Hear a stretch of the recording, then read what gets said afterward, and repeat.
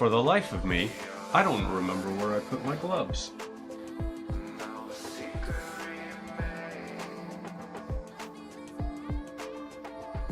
Find them. Ugh. I have found them. Perfezione. One updated driver is off. Go away, Norton. I'm not going to update drivers in the middle of a stream. So, hi. It's a nice little Wednesday. The workday is done. I burnt my garlic bread. Garlic bread is properly burnt. Actually, you know what we're going to do? We're going to tweet out the stream because I keep forgetting to do that. Well, not tweet because I'm not using that. No, fuck that.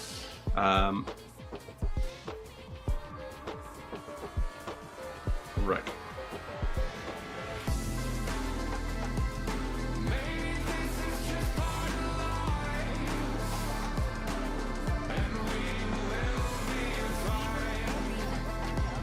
Let's get this little fella. And link. Sticker. Link.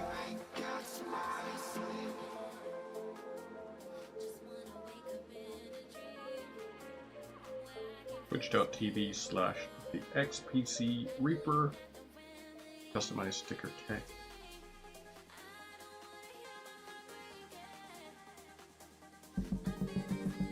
Boom. Now I can post to that.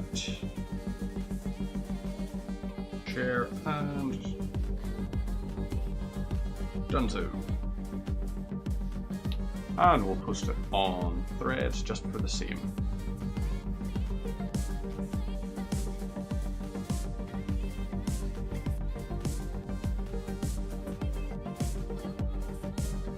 Where's my little clipboard thing?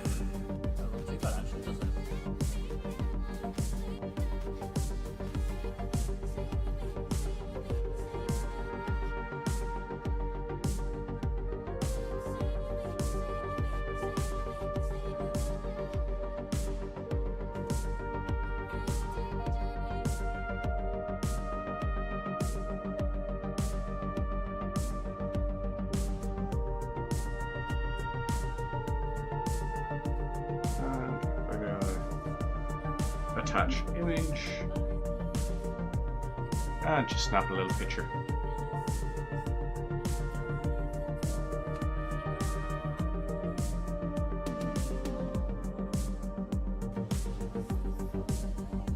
And post. Perfect. Now we are finally ready. Gloves first, because importante. No, actually, I think we could get away with just gloving one hand. The hand we're going to hold the model with, which is going to be our left hand, because it is my less dexterous one, but my fingers are faster on my left hand as well.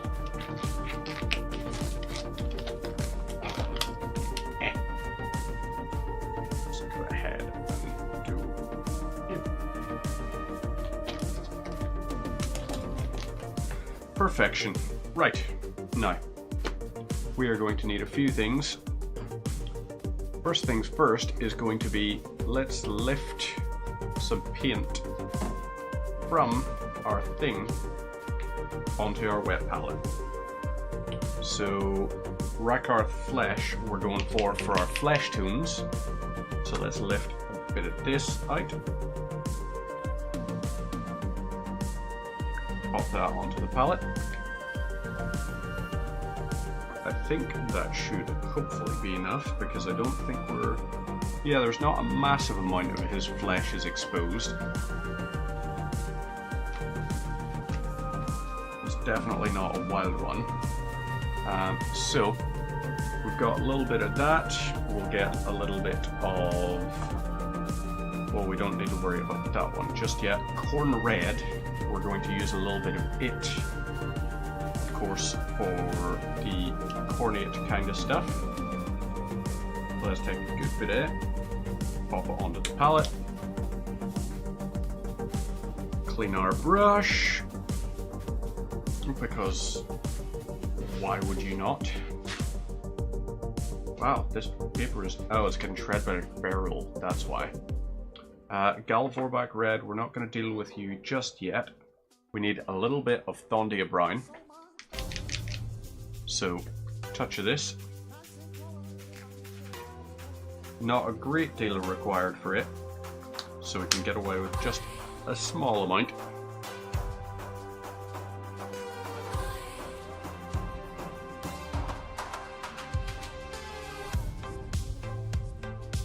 And where was...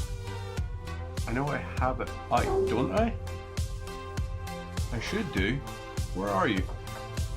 Am I being a silly biscuit? I think I am being a silly biscuit.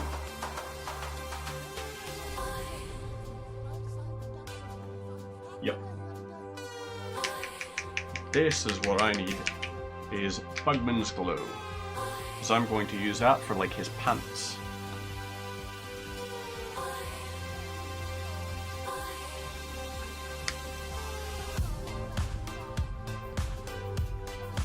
And then our last one I'll get a bit of out of the bit now is going to be for his flesh.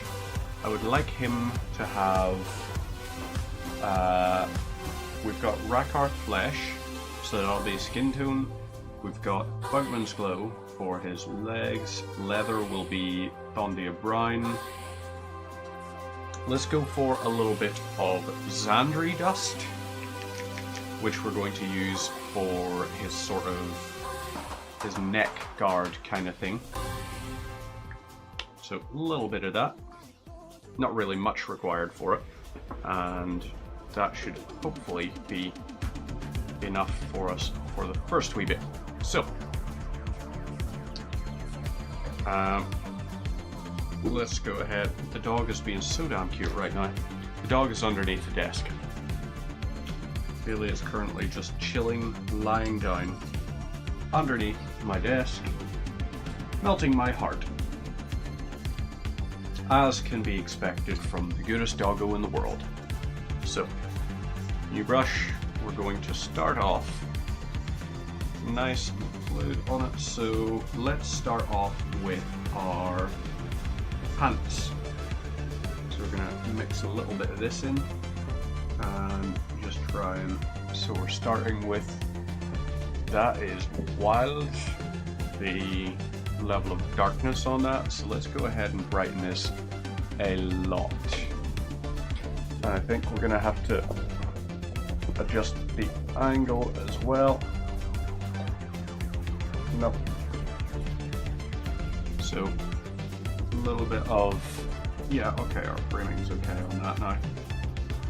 We're going for this here for our pants. So it's quite a fluid sort of one. What I've realized I'm going to do, let's flip this vertically. So there we go. You get to see a bit of a better representation of it, because you don't have to try and work it to rotate it in your head. So we're just gonna push and brush along these areas. All we care about is just making sure we get a nice, good coverage on the legs. And, you know, it'll take a couple of base coats, but that's not so bad, having to do something a couple of times, particularly when you're talking about something nice and a little bit soothing. So a little bit more of that, and we're going to try and brush it under the little bit of his weapon there. Seem to go around it. So obviously his weapon, we're going to have to do a lot more on that when it gets round to it. But we're alright for the meantime. We're just kind of trying to push into all the little bits and just get a nice little bit of coverage each time, and just see what do we get out of it. so I can see here, like, I quite like this color, like Bugman's Glow. I like it as like a color for pants or things like that. It's just, it looks really nice to me. It's a light sort of, you know, you could picture it being a fabric-y kind of color to it. So that's part of why I like Bugman's Glow for these guys' pants. Because you can do a good wee bit with it.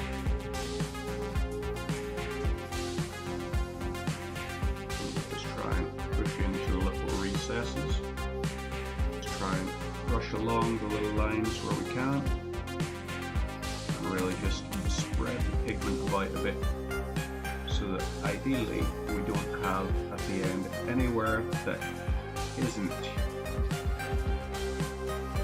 sort of a little bit covered at least. Because we're talking, it's going to be a few coats.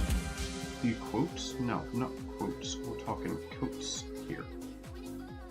Before we have a nice, steady, consistent color on it. The steady, consistent color is going to be nice. I hope, at least. So, a little bit of that. And now we're starting to see it drying a little bit on the other pieces, so we can go ahead and brush up to try and... We're going to try and go bottom to top with the brush strokes to have an actual sort of... to make it look defined, the brush strokes. Because I don't want them to be ambiguous ones, I want them to look vertical, you know? I have a feeling.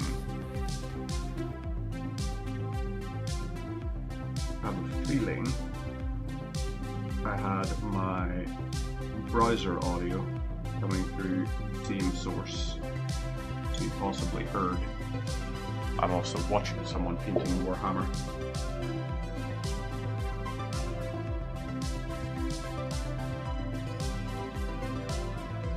So we're getting there bit by bit with all of this.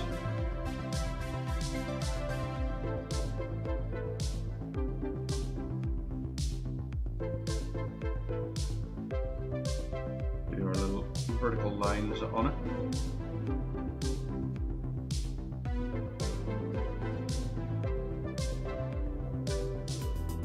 Now, I can see here there's a little bit of a trickiness.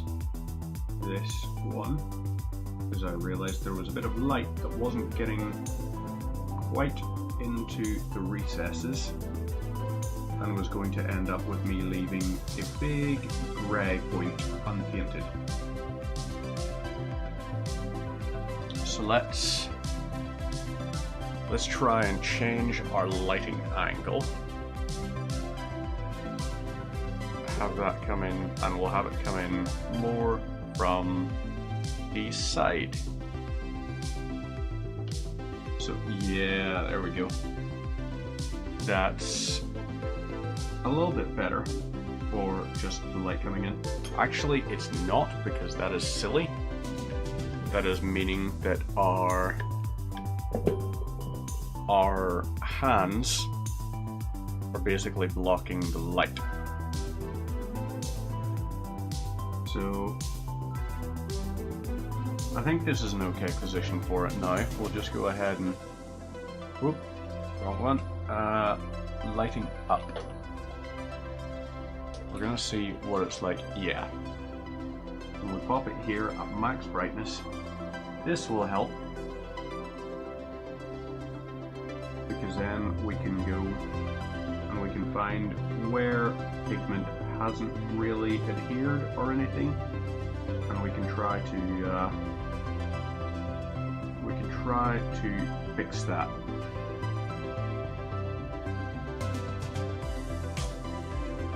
So, getting happier and happier with it.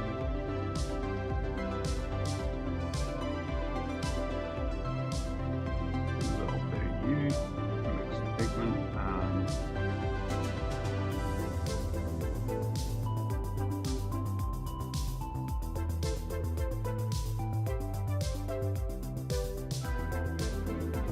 go. Bit by bit. That's how we do it.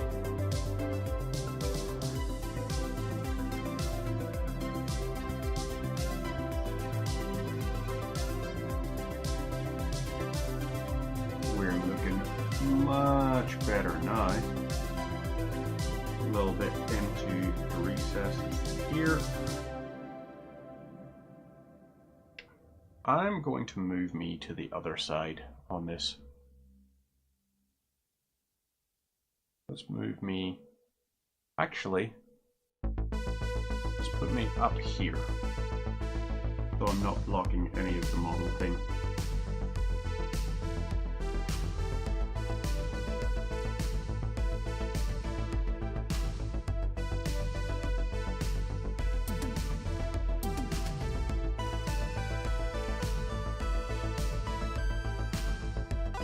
A little bit more required in here. I find a couple of spots where it's not quite thick enough.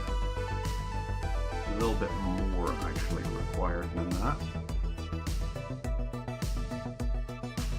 And we'll just run the whole way along. And just do these individual little bits.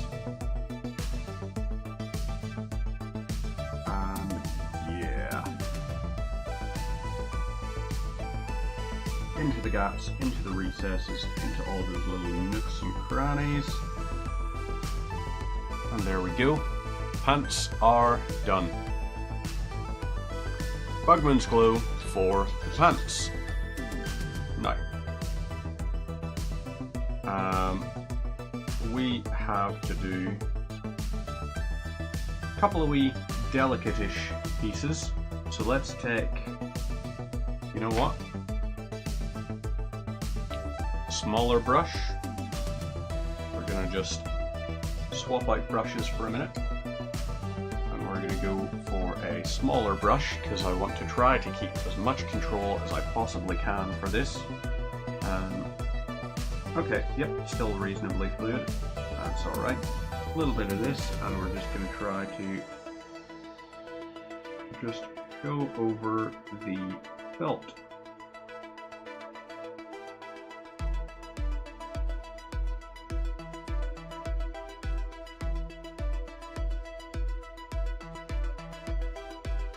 Now you can see there's a little bit where you can't really 100% dictate. It's like, okay, is that meant to be the belt over? I think it is the belt over for all of this.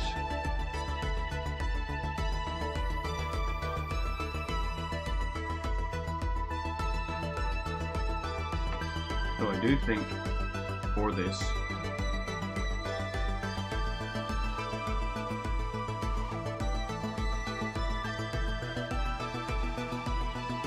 go. Belt is done, kind of. Let's take a little bit more, and we're going to just kind of push it along just to get that real deep defined color on it. And I quite like that as a brown for a belt. I quite like that. We go ahead and drop the brightness just a little bit so it's not quite as overpowering. But we've also got on his front a belt. But the belt on the front,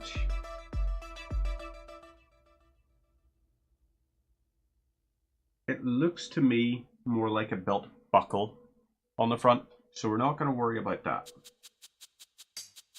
No.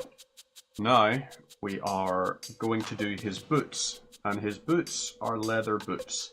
So same kind of color.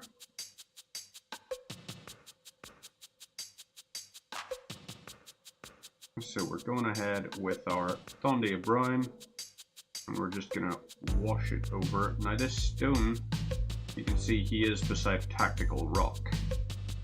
So he is in a tactical pose, evidently.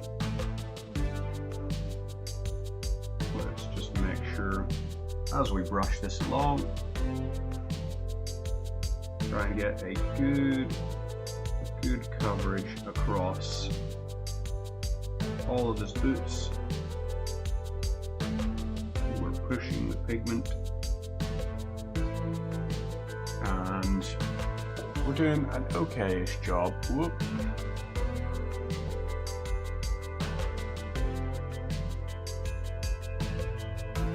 My bad. I had the boots a little too low.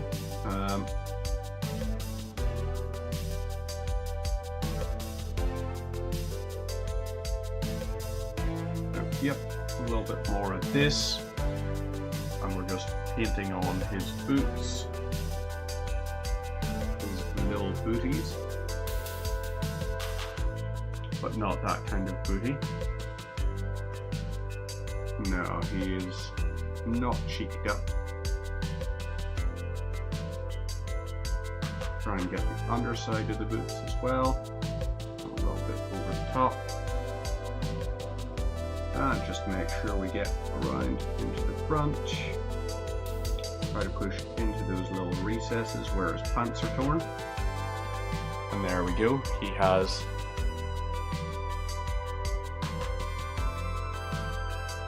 a little boot. A little leather boot. And he has one unpainted boot. So let's fix that. And let's paint his other boot.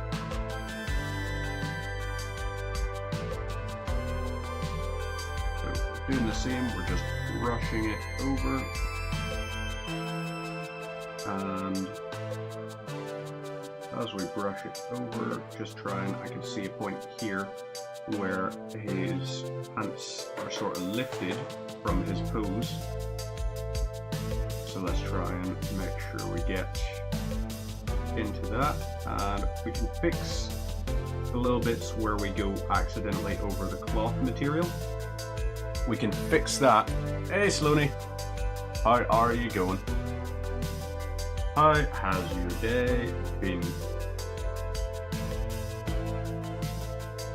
Let's go ahead and a little bit onto the boots.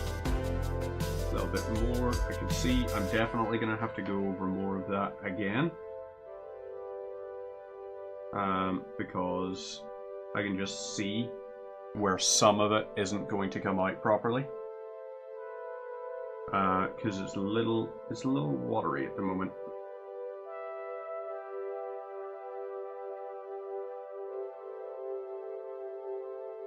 But we might be able to fix it right now, in fact. There we go. Watching on the phone. Hey, nice. What are you having for your dinner? Because I made chicken strips and chips and garlic bread, but it's one of those garlic pizza bread things, and I did it in the air fryer, and it said I cooked it for as long as I cooked the chicken at the same settings as the chicken, and it got charcoaled to fuck. It's burnt, like, it, seriously, it did not do well. So, yeah. Now, what we can do, let's go over our previous mistakes, and we just rectify those with a little bits of Bugman's glue, just to make sure that our fabric looks like fabric and our leather looks like leather. So a little bit more Bugman's glue.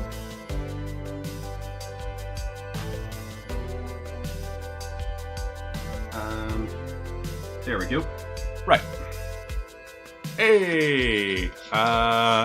Nice one, Stormies. How is life being a bot?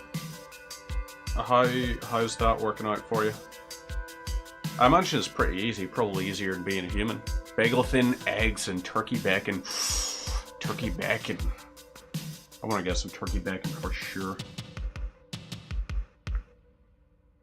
Yeah. Stormy's just... Oh. you may not have noticed because you can't see through the table, but Billy's lying underneath the desk. And she just reached her head over and booped my ankle with her snoot. And that's adorable, and I love Bailey very much. Yes, I do, Bailey. I love you. I also find out she doesn't know when I'm saying her name versus when I'm just saying things in the same tone I would say her name. Because earlier on, I saw a video, and I was like, okay, let's test and see how accurate this actually is, that dogs only really listen to how you're saying something and not what you're saying. So, when I would call Bagel, typically I would be like, Bagel! And she's just looked up. So when I say, thermonuclear war! Tesla coil! She's got up and she's just looking over and she's just like, what's going on? Tesla coil? I love Tesla coils. Those are awesome. I feel a little cruel for the fact that I just hyped her up for nothing now. A little bit cruel there. Right, we're going to need a bigger brush again because we need to do our Rakarth Flash. So we're taking our brush and we're gonna mix. Ooh, it's a little bit separated, so let's go ahead and fix that. Alive yet? And go ahead and a good coating of Rakarth Flesh over the flesh. Now you're probably thinking this is not really the nicest flesh tone or anything, but I love it as a base. As a base for putting flesh on and everything. I genuinely think Rakarth Flesh is probably among my favorite of them, just because it's kind of washed out.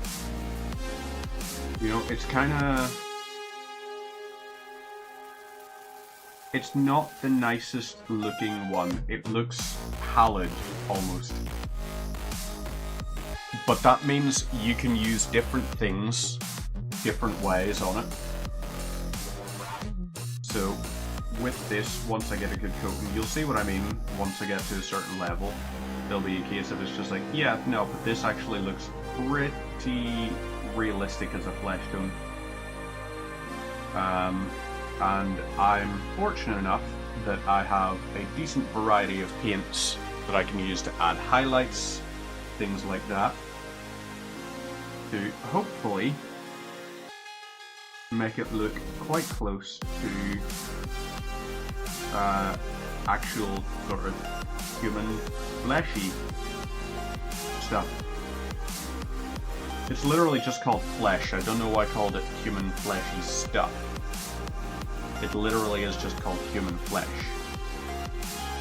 But that's me trying to sound smarter than I am by adding more words, and then ending up sounding immensely stupid. Which is closer to the reality. I have lots of information, I don't have lots of intelligence.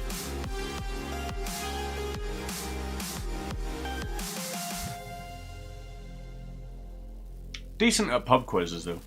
General trivia questions and all. Decent in things like that. So, yeah. I can hold my own, don't get me wrong, but I'd rather someone else hold my own for me. And yes, that was intended to sound how it sounded. It's called humor.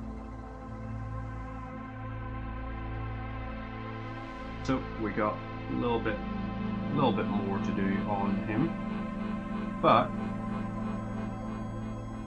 hopefully you're seeing what I mean about it's a really nice, versatile skin color to be applying. You're probably not, because I was out of frame there because I'm an idiot. So yeah. Let's try and just make sure I'm actually in the frame. This is the difficulty about not having auto tracking on a camera. You know, auto tracking cameras would be really helpful for stuff like this. But for this to get like a really good picture quality, you're probably going to want to use a DSLR or something. In which case, yep. So it actually, it's a very nice color to be applying. You just gotta, with it, do a good few layers in order to get the nice coverage you want out of it. So a little bit more on this. Go along the sides. A little bit onto his chest and all. I believe his dick is currently inaccessible. The doctor is not back home until Sunday. She's back on Sunday. I am debating whether or not I book Monday off, just because I imagine she's not back to work on Monday. So the only difficulty is my direct line manager is currently on annual leave, and it's a case of it's just like, yeah, I don't know if we're going to have to go down to Dublin to meet her, or if we're going to be able to meet her in Belfast. Currently, it's a bit up in the air as to how things are to go. So, but I'm very sorely tempted to just book Monday off and just say it's like, yeah, listen, I've had 17 days where I haven't seen my partner and everything, so I want to just sit, watch movie, and have a generally chilled out vibe in the house. Sunday is going to be a tricky one because obviously there are all of the different little planned demonstrations, as they call them, and everything, which it's like, what are you demonstrating? And I don't like the concept of a person having to come through an airport and come through all of that, because I simply don't trust right now a lot of people that are about in the city. Don't trust them. And Sunday is probably going to be a not great night as well. I've stopped opening my door just whenever there's a knock on the door or something. It's a case of it's just like, okay, I just need to actually look out the window and see, are you known to me? I'm not ordering delivery or anything.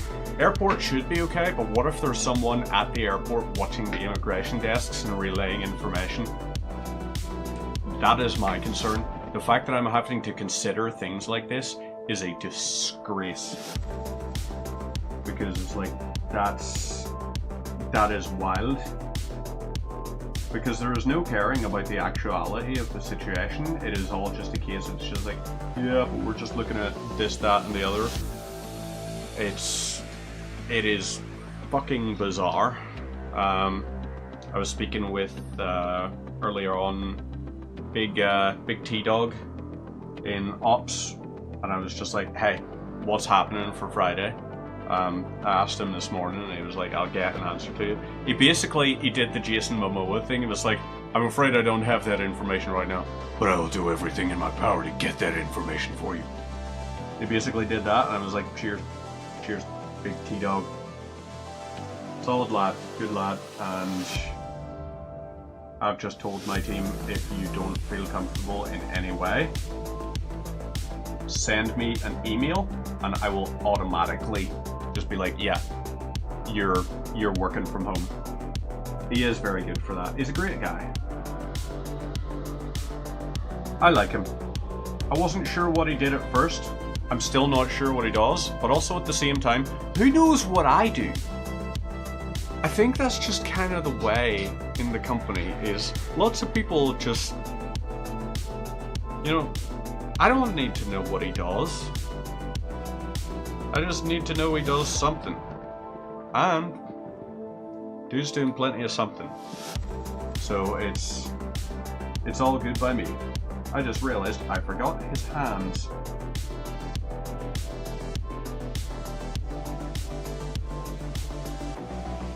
let's go ahead and a little bit onto the hands. Push the pigment back. Yeah. I kind of got over this whole, it's like, what do people actually do thing. It was a thing for a while where it was just like, what do people actually do? And then it's a case of it's just like, gotta be something, right? Oh.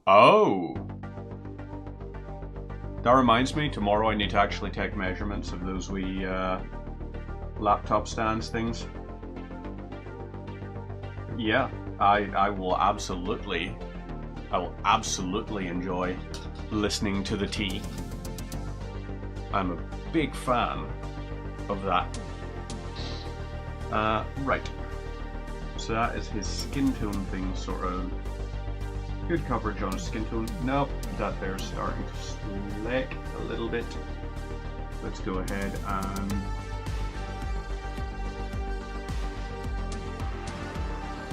apply more. A little bit more down here as well. Make sure we get into little gaps. And then, sadly, I don't have a little 3D printed Elmo helmet for him. An Elmo helmet I would absolutely love.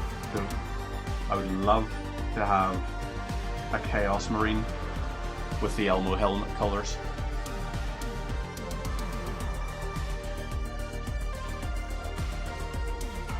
A little bit more onto his neck.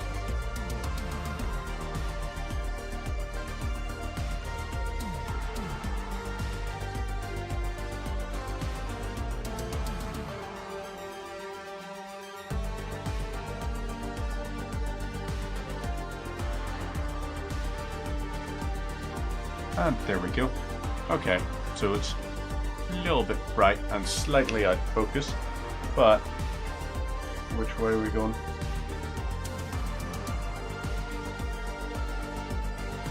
Current state of the game.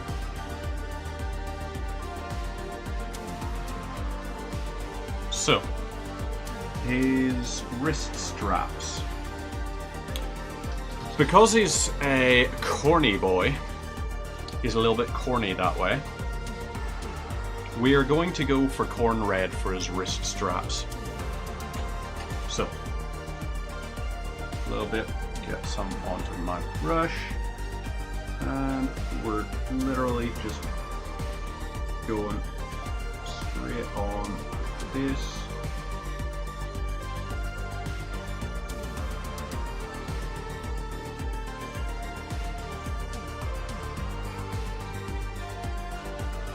A little bit of this. I also find, apparently in November, I am going to be going to a conference in November, which is both yay because exciting, but also at the same time, conferences are work mode the entire time. So yes, I will probably end up be doing like 12-hour days on it. But there's some really interesting panels on like AI and everything. And I was like, oh, this is a topic I have been really trying to follow, but there hasn't been as much development lately in sort of like the legislative side of AI copyright. But I was like, this could be a great opportunity. I'm hoping one of the keynote speakers is the same guy that did the keynote at the previous two conference things I went to.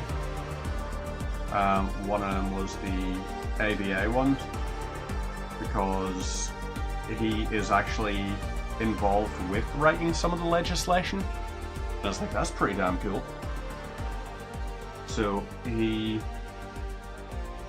knows his stuff when it comes to sort of copyright law and the whole thing. It was just like, yeah, now we're in unprecedented territory in terms of we've never had a point in human history where we've had to say, who does this creative work belong to?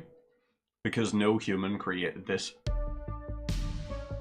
That is just a wild thing that we're facing right now. We have creative works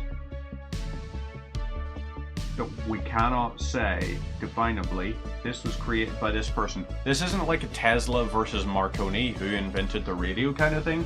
This is literally a case of it's just like, does the software, like a software package, it's not a legal entity.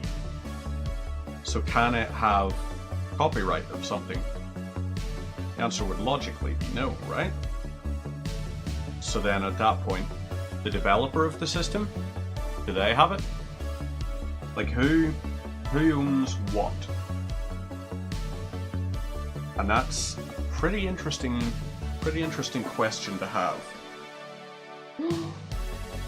Oh, I'm sorry, I didn't mean to wake you, Bailey.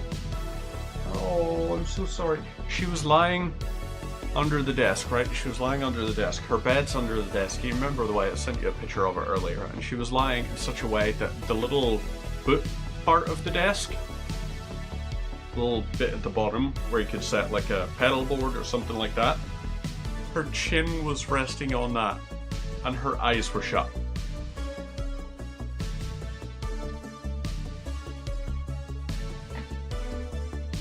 I know. Bailey is so adorable. She is really adorable, aren't you? Yeah, you are. I love you.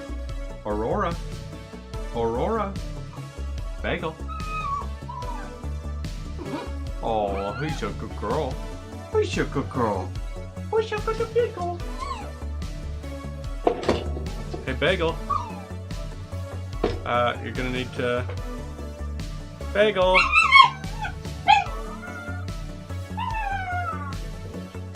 I love that dog so fucking much. You're such a good dog. Do you know that? I hope you know that, because you deserve to. Right. So, we've got our main points done on those.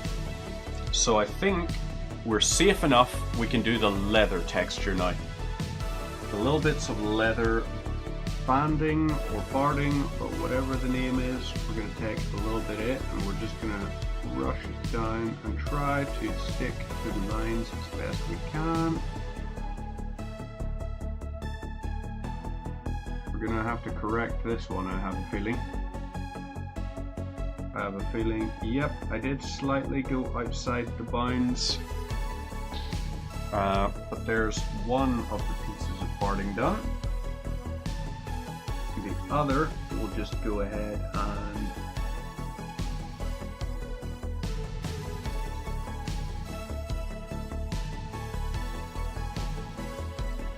there's part of it. No, I just need to, this is a very delicate one.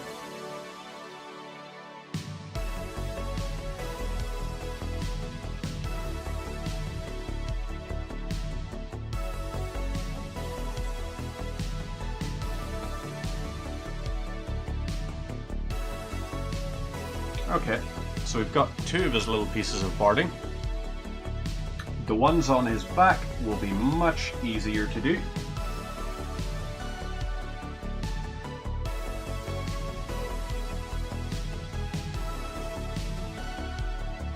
And drag this up along. Do the same on the other side.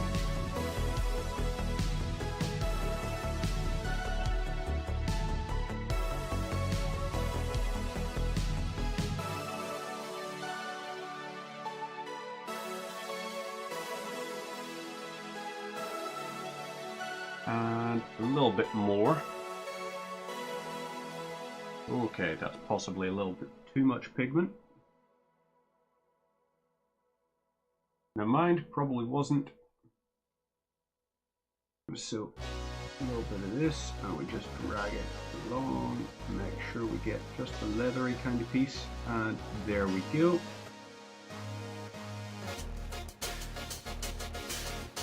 There we go.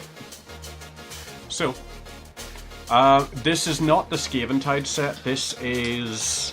You can't actually buy this set as it is anymore. This was one of the old Start Collecting sets. This was the Chaos Gorband, I think, Khorne Warband or something. This used to come in the very first Age of Sigmar set. It was the Stormcast Eternals versus these guys. And I bought my first ever Warhammer box was actually the Age of Sigmar starter set. I bought it with a really good friend of mine at the time I was in uni. A guy called Rookie. Not his actual name, but that was like his call sign in games and everything was Rookie. And he really liked the Stormcast fellas, so he kept that side of the box, and I was going to keep the Chaos fellas. But he ended up doing his placement in the US, so he went over to the US, and this will probably be somewhere within the realms of an attic or something. The ones I had painted at the time. But it was a case, I was like, that's cool. I don't mind. It was whenever I saw it. I actually bought it.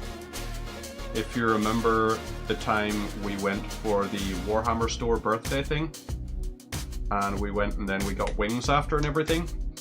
I ordered it in store on that day because I saw it and I was like, start collecting. This is going out of sale. Like, so please pick this up while you can. It was 60 quid, and it was, I think, 17 minis or something, including, I'll show, where is,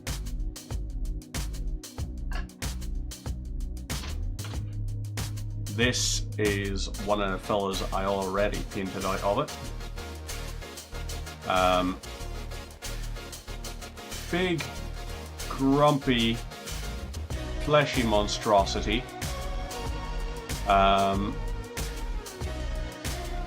He very grumpy. Even better on the back. I thought I was really happy with the way I've got like the cuts looking and all, but also like I'll adjust the focus so you can properly appreciate.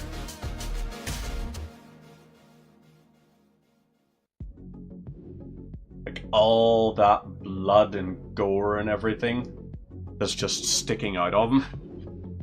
He's among my favorites. But there's one I haven't got around to painting just yet, but I'm looking forward to painting because this guy, he has a doggo! He's got a doggo on a leash. So it's a case of I don't know how it's going to be painted, but I'm going to enjoy painting it. I'm going to just set him to the side because why bother turn around and all? Yeah, Chaos Dog.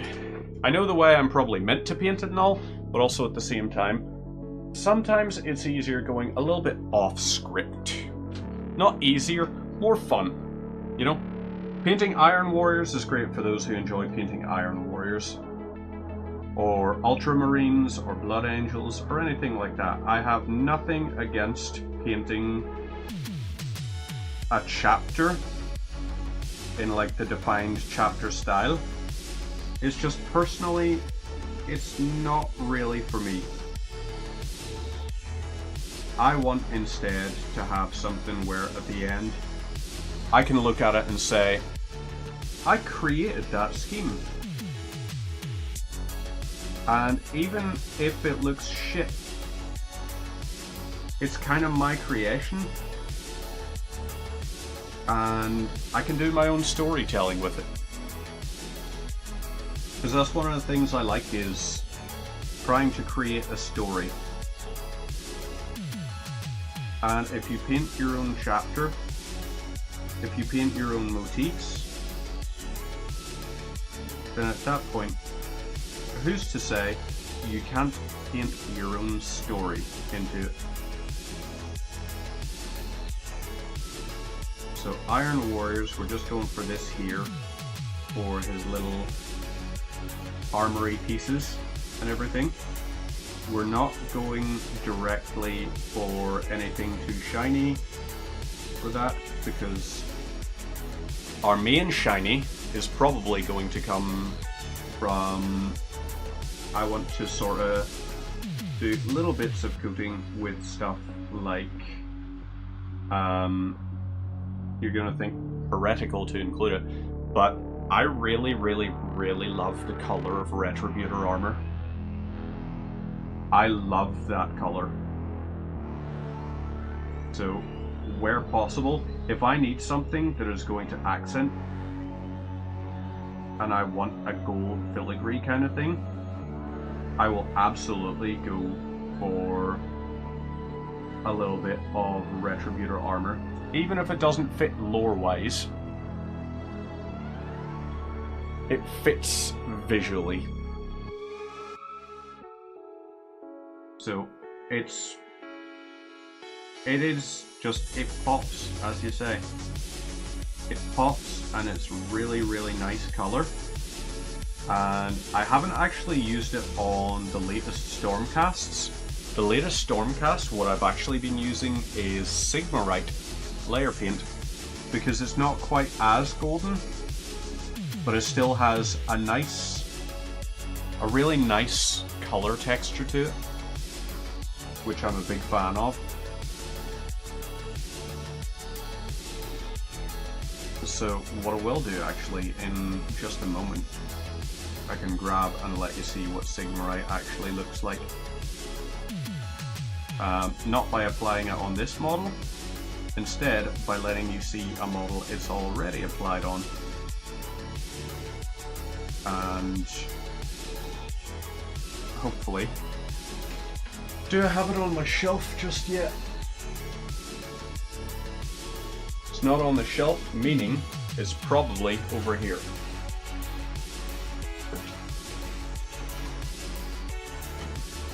Not in there. God, where did I put everything? I'm such a scatterbrain right now. I've been lifting and moving stuff about so much in the past few days. Here we go. So, Sigmarite, instead of Retributor armor, this, like his little helmet, the bracing on it is Sigmarite, so it's a little bit like, this is how I want to paint all my Stormcast fellas out of this box, because it just looks really cool and holy and religious ordery kind of thing, and I feel like that's what the Stormcasts should be in this box when I have them fighting against the Skaven. Haven't decided on my Skaven scheme, but you know, we'll figure that out. We'll get to it when we get to it. So, his metal pieces are, let's get a little bit into the back, just because that's also metal. And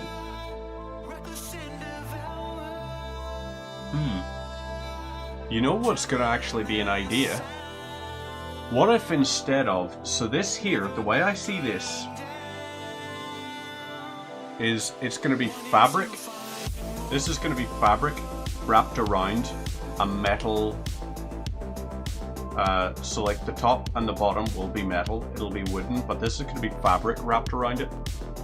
So there's gonna be a difference in color between up here where it's bare and here where it has the texturing. So that's my thought. That's just probably what I'm going to try with it, because I haven't even really planned out this. As you're probably well aware by now, this is kind of just, okay, yeah, fuck it, we ball. That's how we're going to do it. So, those there. Retributor armor, you're going to be our popping candy. So, a little piece of this, lift it out, got just that. That color is just gorgeous. I love it so much.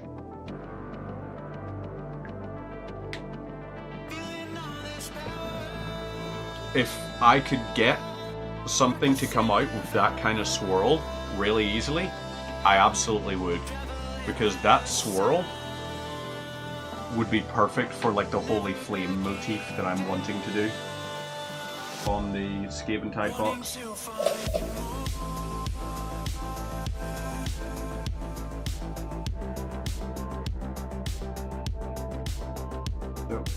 brush along. And we're pushing down to create a nice little piece of edging that there is, not to be confused with the kind that the internet is always making reference to. It's just like, when did that just become part of the common lexicon? You know, I think the rot has almost become genetic at this point. The brain rot. Not that I'm innocent of it. I perpetuate plenty of brain rot. And even volunteer my brain as a sacrifice.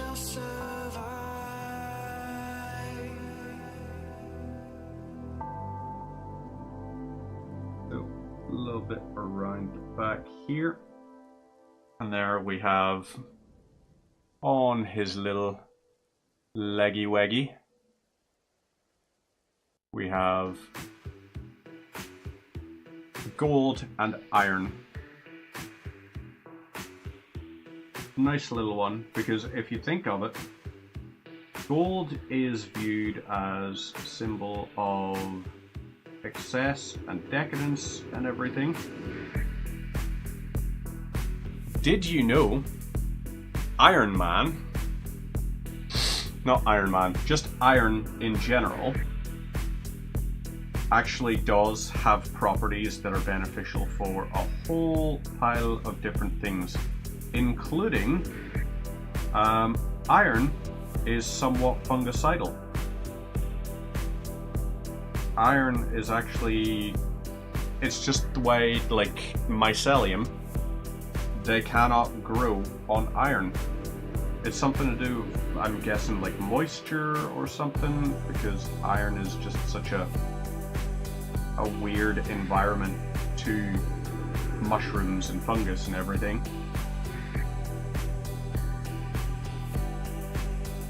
So it's like, yeah, these are the things you find out whenever you're just YouTube rabbit holing at God knows o'clock. Make sure we get around the piece and down. And there we go. Okay, so we've got a little bit we need to go over again with the iron, just to correct our mistakes there. Not even mistakes. We're not saying mistakes, because it's not a mistake.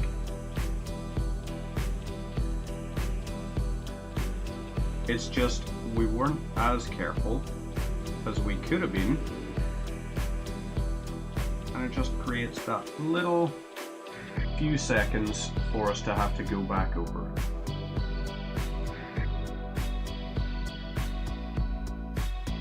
But is it bad? No. Nothing is ever perfect. So roll with the punches.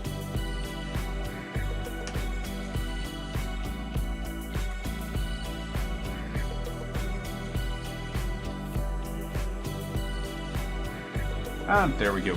Right. Happy days on that. He's got his nice little pieces there. So, with those done, what we're going to do, his skin is probably in need of a little bit of a wash. And that's not me calling him dirty. That's me saying, let's get some shading going. I have a couple of bristles coming away from the ferrule.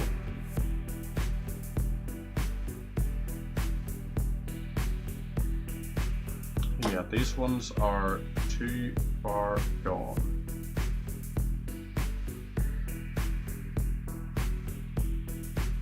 When the bristles are too far gone, at that point, I'm just going to clip them, because this was not an expensive set of brushes. So why am I going to care that much?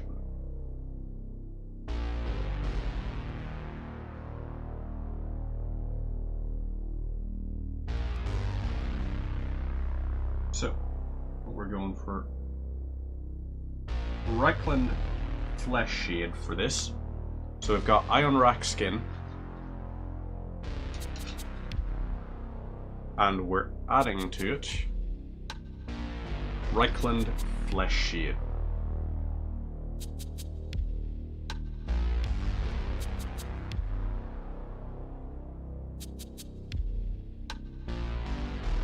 And we're just going to go over the whole thing for his head and arms and all of that there. Really light application, and just try to brush it across because we just want almost a staining effect going on with it. We don't really care that much about it changing the tone too much, because afterwards we're still going to apply Reikland Flesh Shade. Not Reikland Flesh Shade, Cadian Flesh Tone. This will more so be a case of it's just like we're just trying to really have that little bit that's going to highlight out to me where I need to go over, where I need to do X, Y, or Z. And this is actually being pretty handy for sort of accenting the different points where stuff is going to go. A little bit more onto the hands.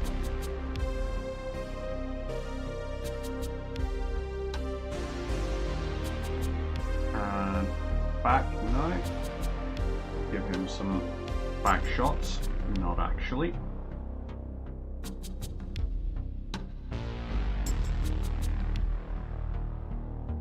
Boom, a little bit of that.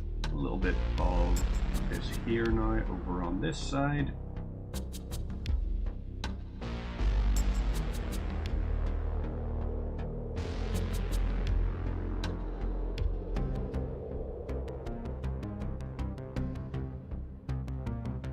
Whatever this soundtrack is, I like it. This is Alien Gaze, apparently.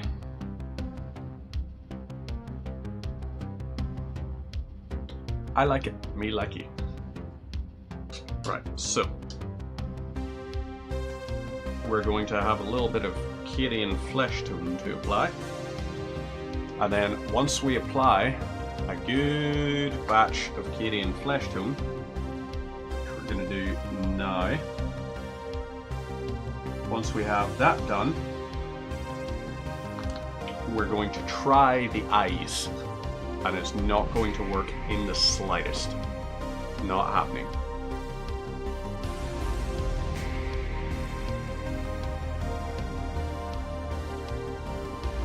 So,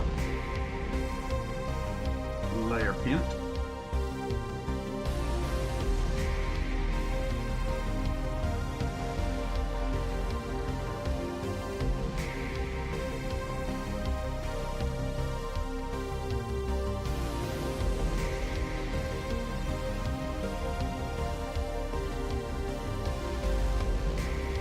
Cadian Flesh Tone is a little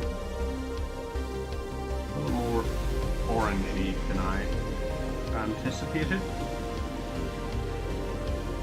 but what the heck odds. It's still a nice color. I still like it, so I'm still going to use it. I'm just going to have to slightly tweak what I'm having to consider for like highlights and such.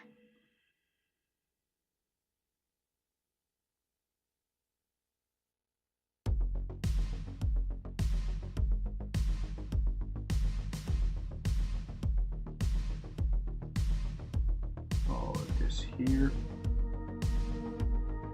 Try to get good coverage.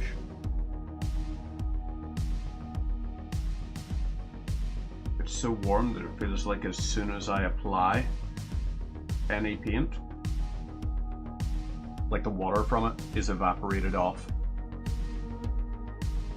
I know it's not as instantaneous as that, but so yeah, don't know if you can quite tell with it, if I hold it here. Sun's just come out in full force, so let's see. If I move this way, you can see a bit of a difference in color between the head and the arm there. I'm going to try and do the other arm and back to align a bit more. So we're just fast, quick washes. Because we still haven't painted everything on this, so I don't mind having to go over the bits we haven't painted.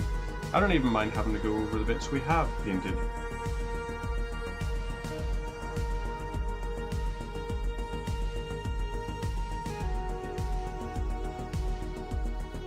A little bit of this. Brush it along.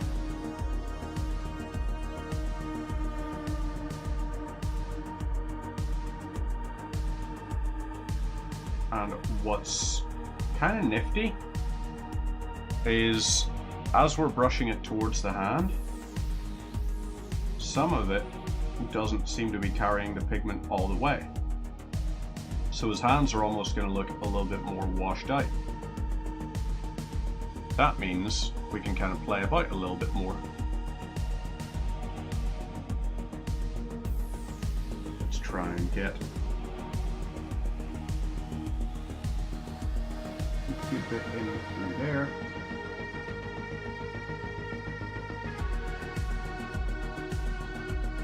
A bit more onto chest and torso.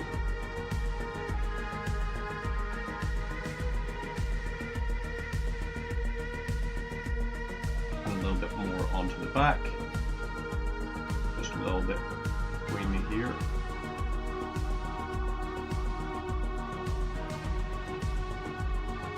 He's got a little bit of his chest not quite.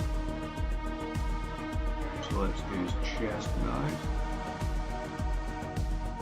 Just make sure we're getting in all those little pieces.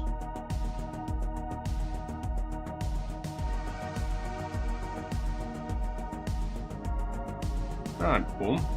So, sun's gone away now, meaning we need to increase the brightness again.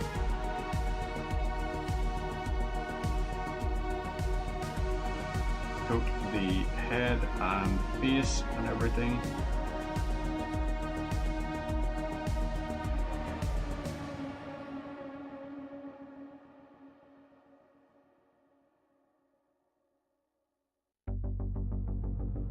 Now, it seems almost like he's got some kind of scarring thing going on. So the scarring will be an interesting one, because I can use a lighter color to highlight and make it appear as though it almost appears like it has been carved into his flesh, like a chaos star on top of his head. So we're going to try and subtly accent that, probably using something like maybe a bit of a dry paint or something.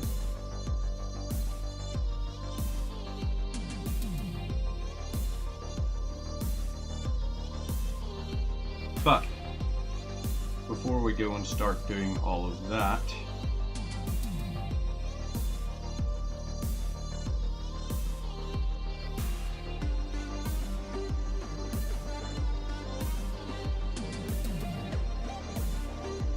right, a little bit of this, and I'll let you see progress so far.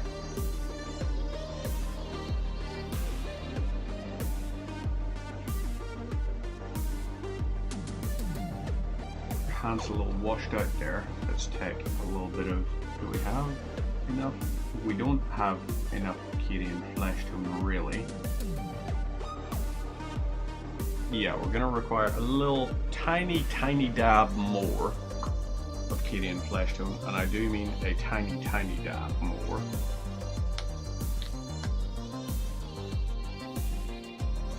So we apply just the barest amount onto here and onto his hand.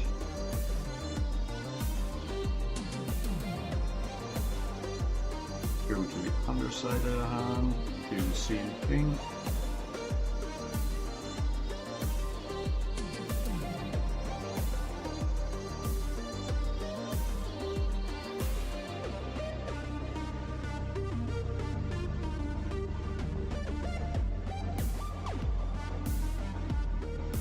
And there we go. Hands covered. Right. Now, I want him to have eyes. The eyes, no person has perfectly white eyes. And no me is good enough painter to be able to paint in the sclera, the blood vessels that there is in the eye. Anything like that being presented. I'm not that good, simply put. And if you ever want a reference for what the blood vessels in the eye look like, I highly recommend there is, up by Queens,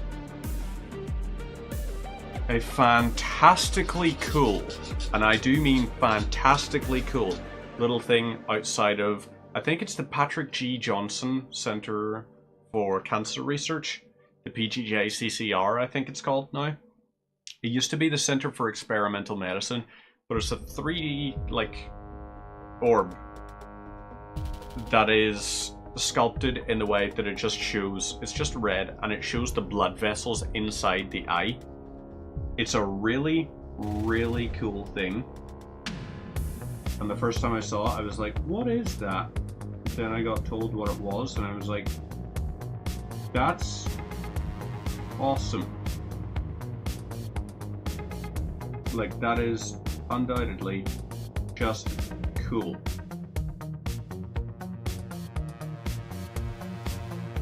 So, yeah.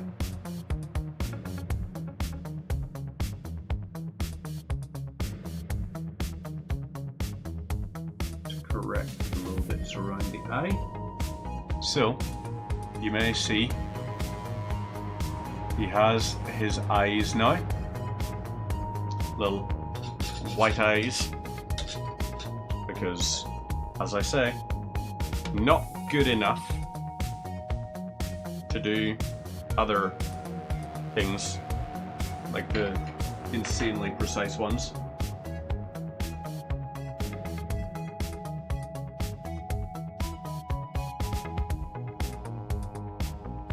This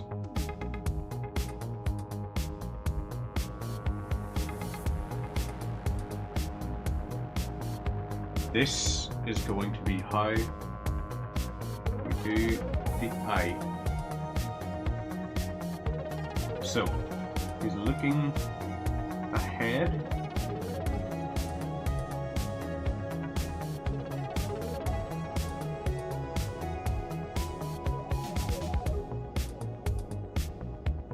Damn it. It's not coming out how I want it to.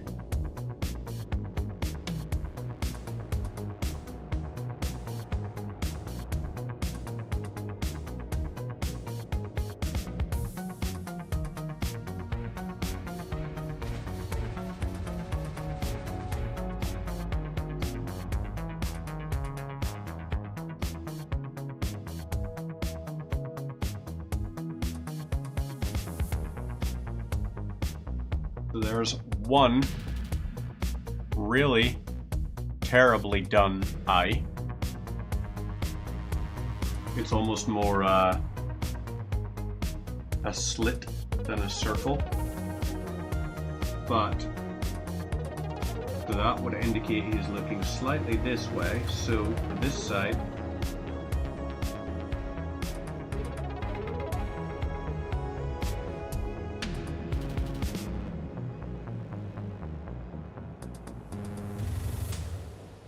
that has come out horribly.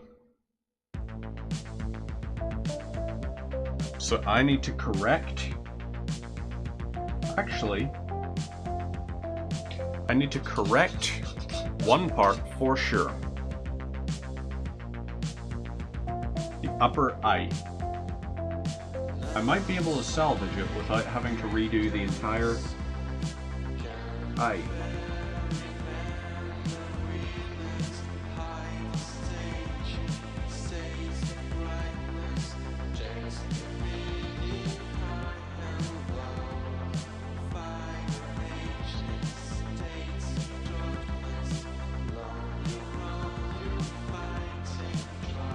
This one probably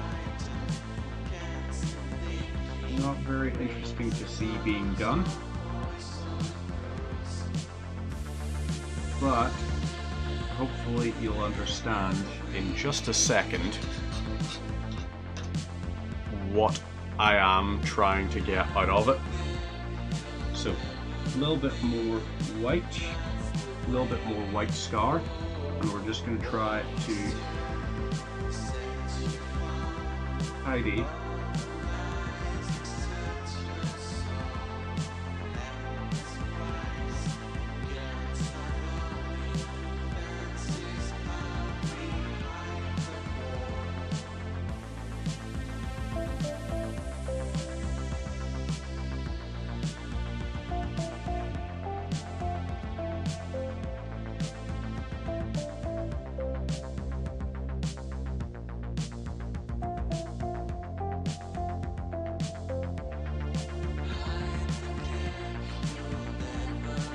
So once I correct this white along the upper layer, once I correct that, it should hopefully give an idea of where he's looking.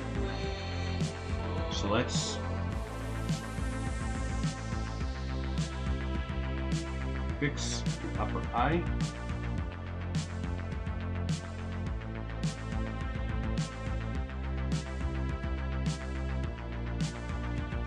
And now,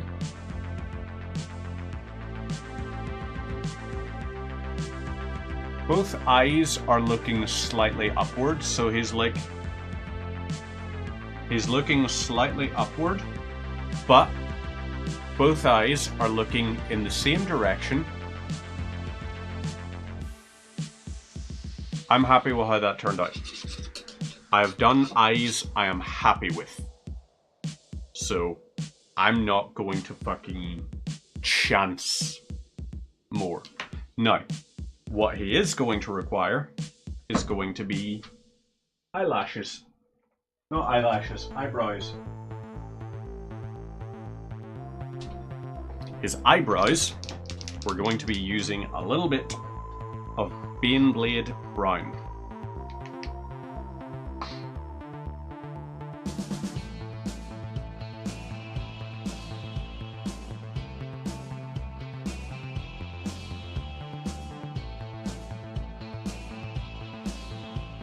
So let's hold and just above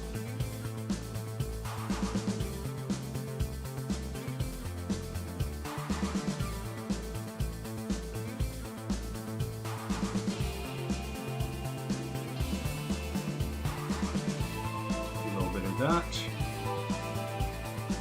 a little bit onto this side.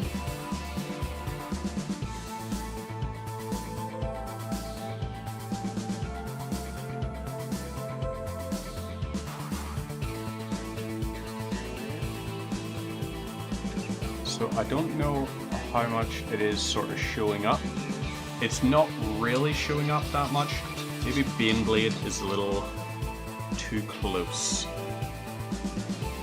Maybe we need a darker.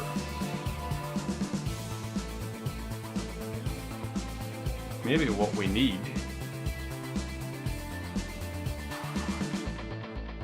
is just a tiny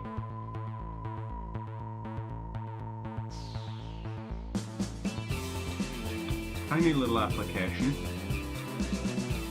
of our brown color.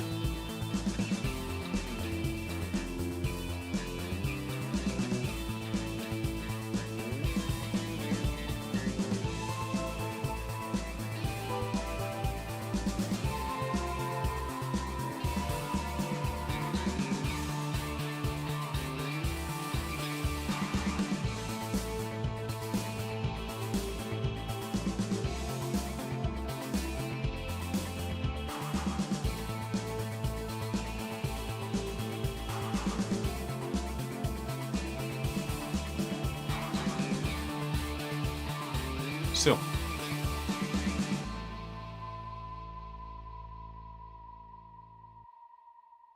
his expression is a little bit off.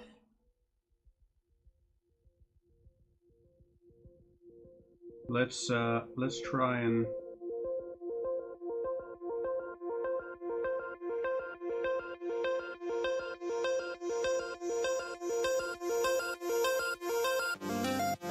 his expression is a little bit more normal now. Right. You know what we could do with this, however, with the Baneblade Brown? We're going to mix this and a tiny bit of Bugman's.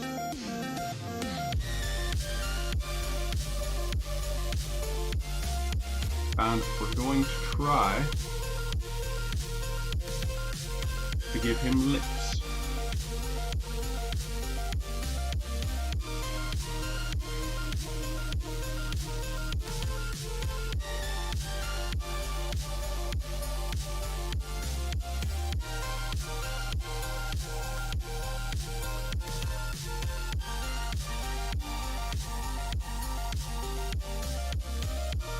So we maybe went a little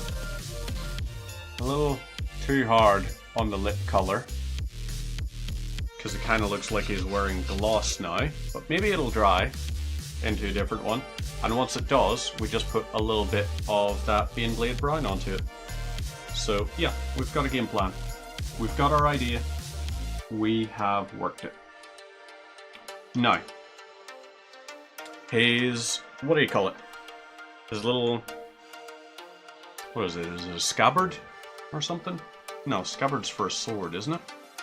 I don't know is the honest thing. I don't know what it is. But we gotta paint it. So we're going with the Zandri dust. And we're applying a good amount of it. So let's start off nice and liberal application.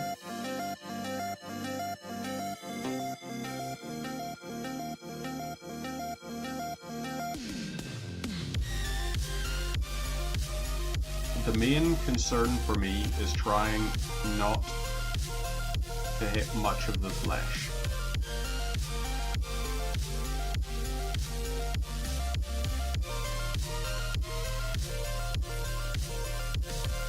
I think we're doing an okay job of that so far.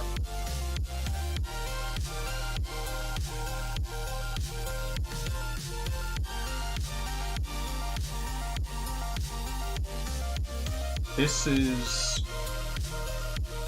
the way this is coming out, honestly, it's feeling a bit Egyptian.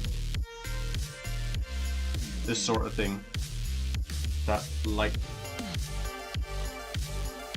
color scheme of it. It is feeling a little Egyptian to me,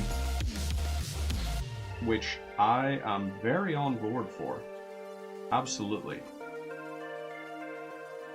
Who says the Egyptians have to be tomb kings? You know, I didn't get that memo. Oh, you're painting something that looks somewhat Egyptian? Better be tomb kings. Nope. If this guy wants to wear something that is reminiscent of an Egyptian looking shoulder garment, he can do whatever the heck he wants. You're gonna tell Khorne, it's like, by the way, Khorne, you're not allowed to look fashionable. You have to just be skulls and blood and all of that. Nope. Khorne can look as fabulous as Khorne wants to, as can his followers. Oop. Realised what a silly biscuit I was being. So focused on trying to get the thing that I forgot to actually get the thing in frame.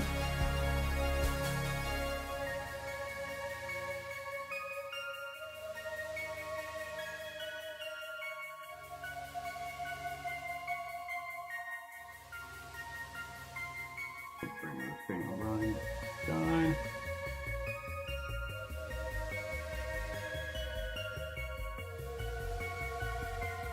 Going up with this and try and push it into the gap, or like into the little recesses created.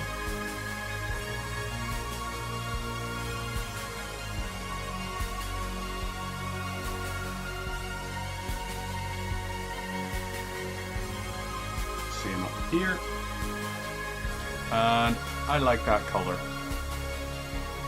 Oh god, his lips are hideous. His lips are hideous. Why did I think Bugman's glow?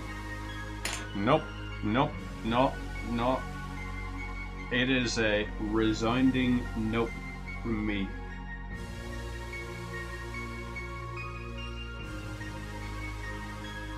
You're getting fucking Baneblade brown. I don't care. Because that is horrifying.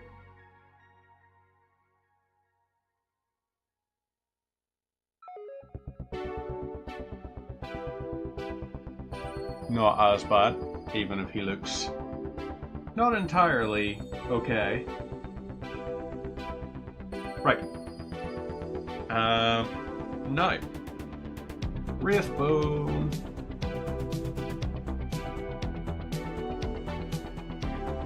I have Wraithbone there. No, that's Ionrack's skin.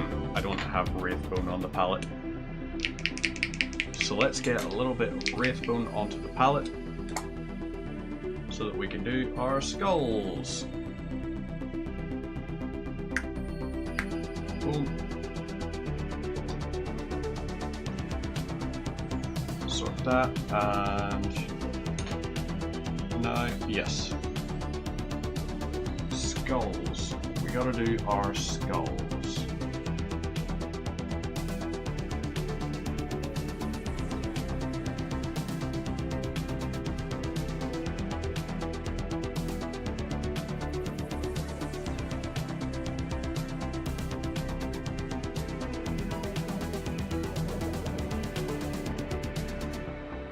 Just try and get all the skull bits from one side and then do the same again from the other side, and then again from another angle.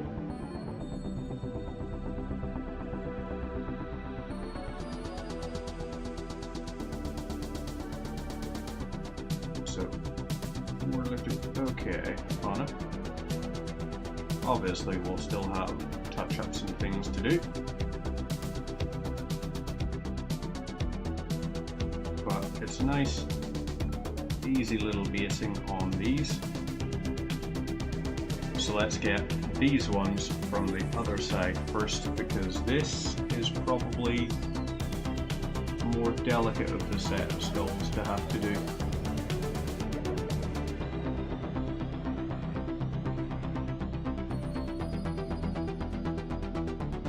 For the simple fact that it runs along his arm. Perfect excuse for a sub-assembly, but I didn't know about sub-assemblies at that point when I assembled this. I had no idea of it, didn't really think about it.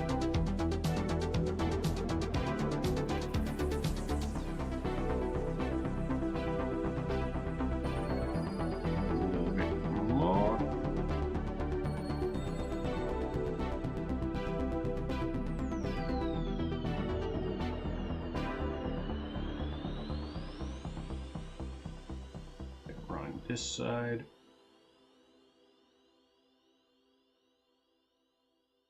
Okay, voila. In there. You can kind of see some cracking in the skulls, which is a nice touch. They're not just perfectly uniform skulls or anything, they have cracking to them, which you could kind of expect if someone has removed your skull.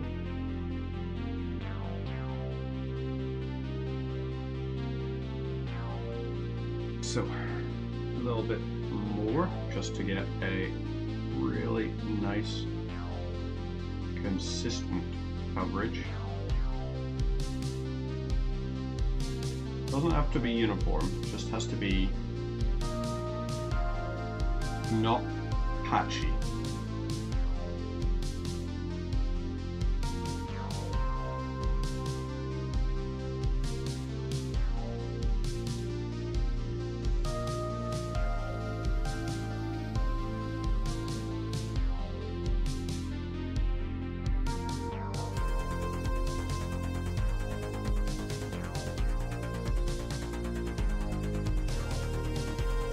So there's 3 of the skulls painted.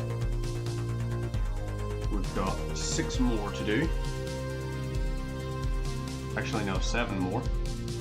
There's one on the top.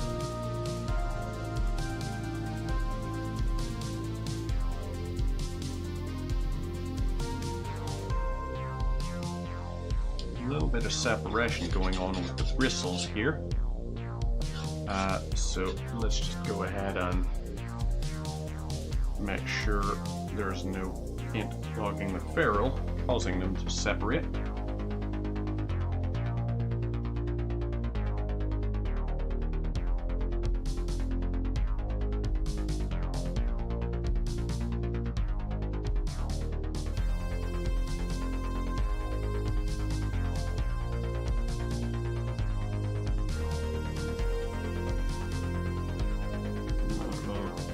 Vertical head on them.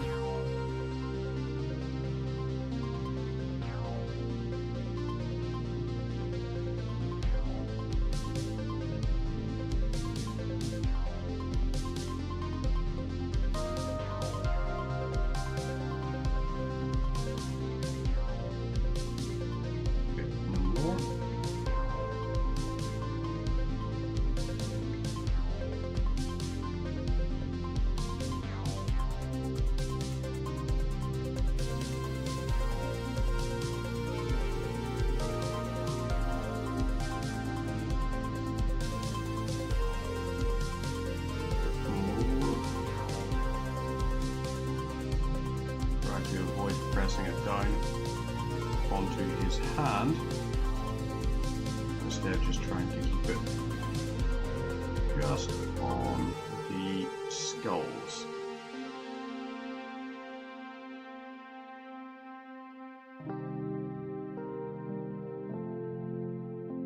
There we go. That's those.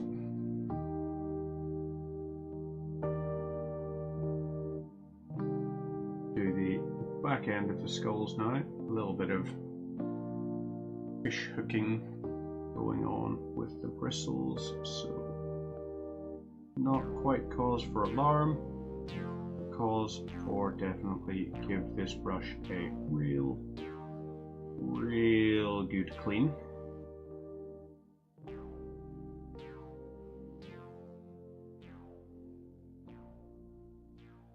Yeah, let's do that now. Hey, mustache. Yep, a little bit of synth wave while we paint some Warhammer. Because there's nothing more medieval fantasy than synth wave. But how are you going, good sir? How is your week going? How is the hometown? Is there a whole pile of shit kicking off up by you, or are yous alright? Because it's interesting as hell up here. Lot of ragamuffins out and about in force.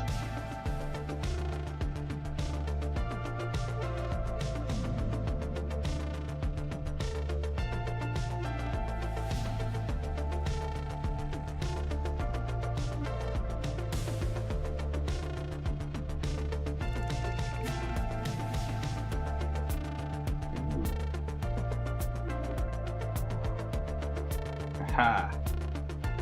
Got you, you fecker. A little bit more onto these here skulls, just to try and cover any grey I can find and identify.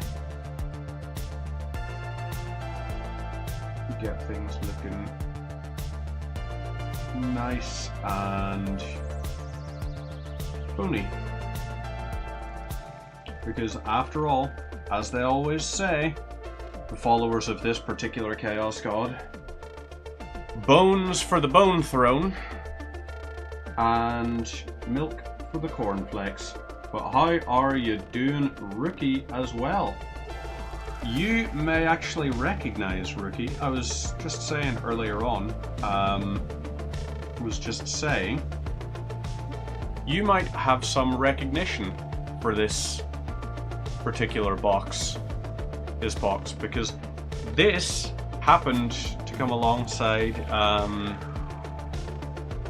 you used to also get a box that was a starter box that was this, plus Stormcast Eternals. And I happened to buy this with a housemate that I had in university. Very good, dead-on fella, who also does streams now and then, and has been playing Helldivers recently. He is the only person that I've ever seen, but then again I didn't go looking, the only person I've ever seen do a Let's Play playthrough thing of Jurassic Park Operation Genesis. You know? In case it's not clear who I'm talking about, Rookie. It's Rookie. Rookie is the person I lived with in university. For... I think we just lived together the 1 year. Yeah, because you went to the States in the gap year thing. But yeah, Rookie's a good dude. If you don't already, go and follow Rookie. Where did I put that?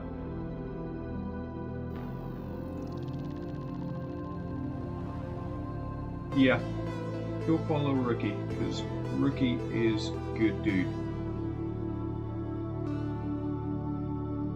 And also likes to stream games that are far more obscure that you probably won't see very often. So, you know, there's that. Still have the box. The models are definitely quite outdated. This particular box you can't actually buy anymore. The most recent box of Sigmar ones has folks that look a little bit more like this.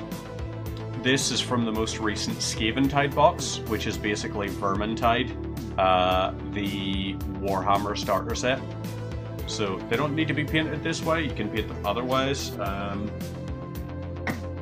have one that I ignore the face on this one, but this was the color scheme. Yeah, the face is... The face, every time I see the face on this particular one, I tried a contrast paint and clearly I had the consistencies wrong, because when I look at that, it's a bit like the... You know the one you see on Instagram that's always going around? I was just like, oh, this one's fighting back. I've saved that audio because I want to get like a thing that's showing like all my ones I'm happy with, or all the ones where I'm really happy with most of the aspects, and then the faces where a lot of them I've completely butchered, and those will be the that will be what those become. So yeah, it's important to be able to laugh at yourself. Actually meaning to reach out about it. LGS, you actually had book. Ah! Very clearly a flame elemental being held by a yellow balloon. Yes, absolutely, it is the flame elemental of ballooningness.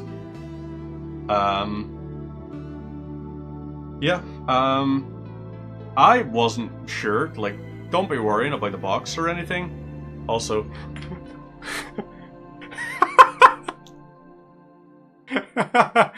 that's Homer Simpson. It's yellow, it's not green. For some reason it's being picked up and the chroma key is going, it's like, remove Homer's face. That is terrifying. Oh my god.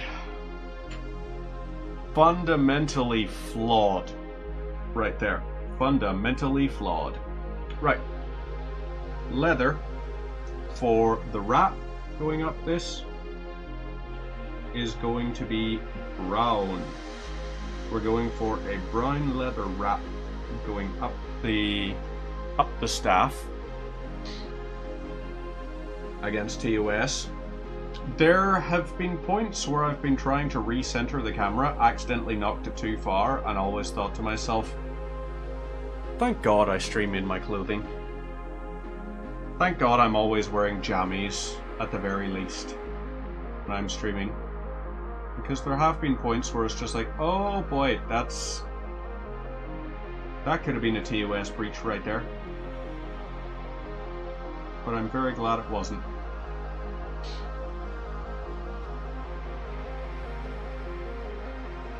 Not that there seems to be a great deal of moderation on this platform anymore.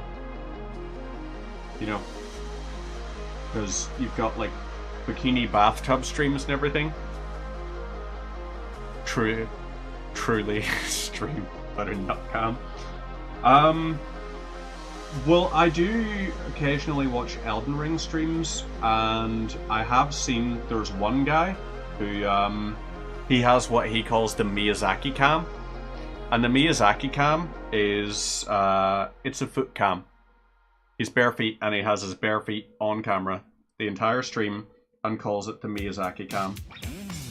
And it's just like, that is amazing. Like, I mean, I don't even think Miyazaki would be necessarily offended. He's bound to know what people think by now. He's bound to know everybody's just like, yo, feet, what's the deal, Miyazaki-san? This is interesting little song. I'm kind of digging it. Feet are too nasty for that. Mine are kind of the same, because I seemingly have no body hair anywhere except for my feet and legs. I don't get it. Like, can't grow a beard, incapable of growing a beard. Legitimately, I've tried so many times, it just does not work for me. But, my feet and my legs are weirdly hairy. And it's like, what is going on? You know? If I go to the beach, then it's that point, like, maybe I should just get like beach socks or something, because frankly, it looks like I'm a native of Hobbiton. It's pretty wild. But yeah, how is life treating you, rookie? How is the world of life, work, love, all of those things? Is it going well? And the answer, I'm hoping, is yes. The answer, I'm hoping, is yes.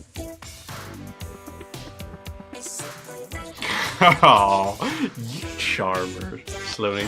You charmer. You're just trying to angle so I'll buy you a Guinness tomorrow, which I was going to do anyway. I also have, provided you're drinking, I also have, yeah, turns out, I think you gave me your Valhallan Blizzard, and I realized I have a second Cassandora Yellow, so, yep. Ah, shit, when's Phase 3? When is Phase 3? That is the ultimate question. Because Phase 3 is going to be... It's in time for the party, right? The office party? Because, you know, office party, I don't care. I am not going to be just holding back or anything. I can't be arsed with that anymore. I'm gonna have a good time, and I'm gonna have a few drinks. I'm still probably gonna end up leaving at like 5 o'clock, just because, you know, with all that's going on, I want to just make sure Lids will be safe on the way home and all. But aside from that, I'm going to get completely shit-faced. Not like in a problem way, more in a... if the company's paying for it. Phase 2 ends next Wednesday. Nice! This is what I like to hear. I like to hear that kind of thing. So, we've got our Retributor Armor Gold thing on there. Let's go for Iron Warriors for the main part of the blade. And then we'll accent it with probably, maybe even Runefang Steel, who knows. Let's just try and do some edging on this. And when I say edging, I mean in the thing of, you know, the painting technique. Not the thing where Microsoft was just like, show us how you edge. Yep, working on the next Marvel. Sloaney is going to be playing Wolverine. Because, you know, I reckon actually you potentially could. Jesus Christ. That is one thing I absolutely love, the fact that you're unapologetically you. I used to always love, God, it was fucking funny on the train, when we'd be getting the train out to uni. Some of the lines you'd be coming out with, it was like, Jesus Christ. The riz on this man is concerning. But I suppose, don't hit the player, right? Don't hit the player. Hit the game.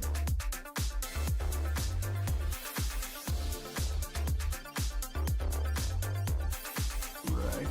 Okay. We're taking a boot. We're golden. Well, we're not golden, but we will be once we apply the gold. So let's also make this bit of it iron.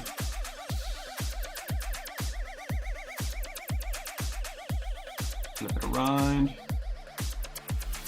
Same again on this side. And a little bit more on here.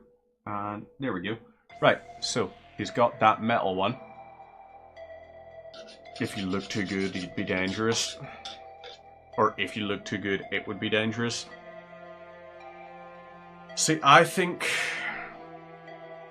I hamstrung myself so much when I was at uni. Because at uni, I always thought, hey, I think I prefer how I look with short hair and everything. Whereas I get a bit more attention as a long-haired gentleman, which I appreciate. I don't know why for edges. I think it was actually, no, I do know why. When my hair is growing out, it was absolutely terrible for a good while. But now that it's grown a bit longer and all, and I can do like ponytails with it and all, I've had it in the ponytail all day, so hence why it would need brushed out to have that wonderful sort of smooth texturing to it. But you know how it is.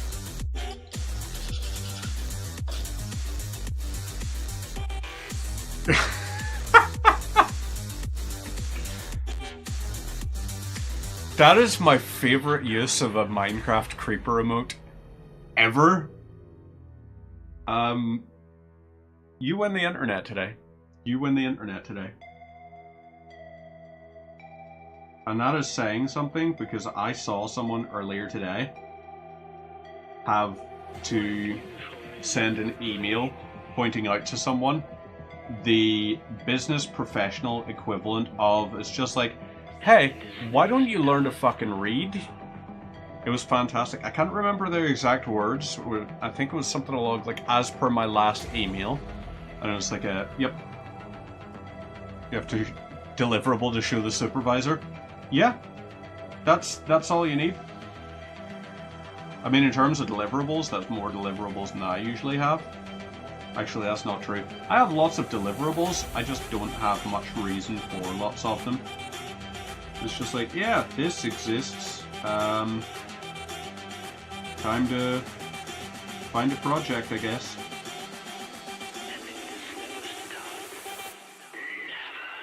Oh, also, Yeah. I don't know if you saw the email sign off earlier when I submitted the ticket, Sloaney.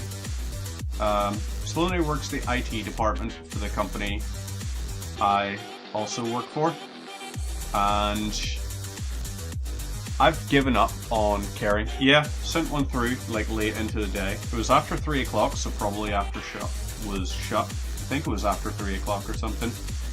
But I genuinely was asking with that when I sent the email through. How do you polish what is a good way to restore like the sheen on a nickel chromium doorknob? Because there's one of ours that's really, really faded and Brasso isn't working, and I would genuinely like to know, and I figured I'm going to add it to the IT ticket anyway, because I always love a little unhinged email signature when it comes to that kind of thing. Peroxide? Peroxide, I'm not 100% sure if we have in the house. I also worry, if we have peroxide in the house, then at that point, what is to stop me from bleaching my hair and going full rainbow crazy? In no emails through? I know what it was. I sent it from my client email address and not my main. That's what it was. Thank you for checking on that. I would have completely spaced on that and just wondered, where are we at with this? Without actually, but yeah, fair enough.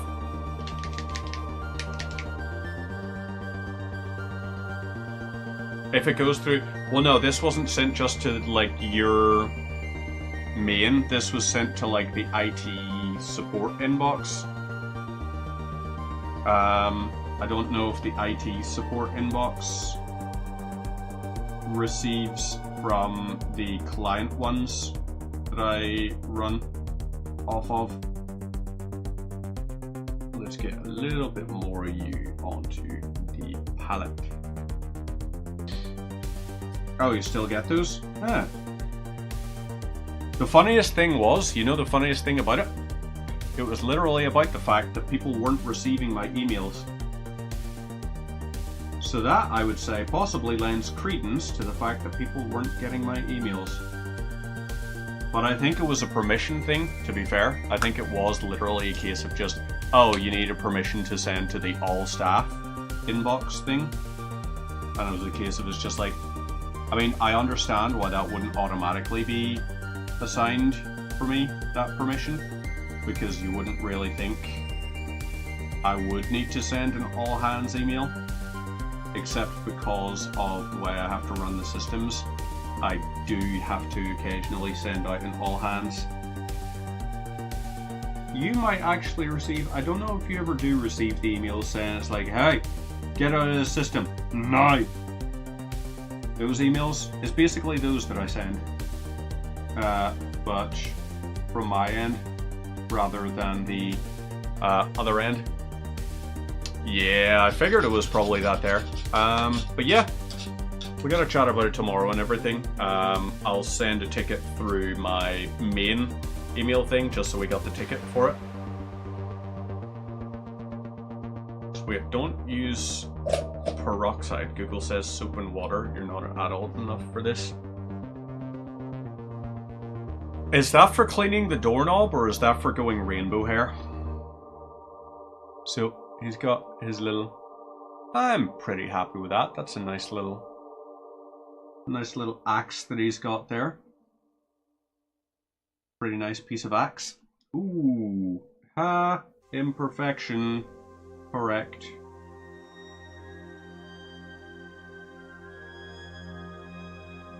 There we go. Okay, Brian's fixed. Keeps talking about work at 9 o'clock. Hey, I make up for it, rookie. I make up for it, right? Very simply for the fact that Sloaney knows if I discuss work at 9 o'clock in the evening, it probably indicates I didn't work at 9 o'clock that morning. You know? This is the thing. If I have the time to talk about work in the evening, then the question is, did I work during the day?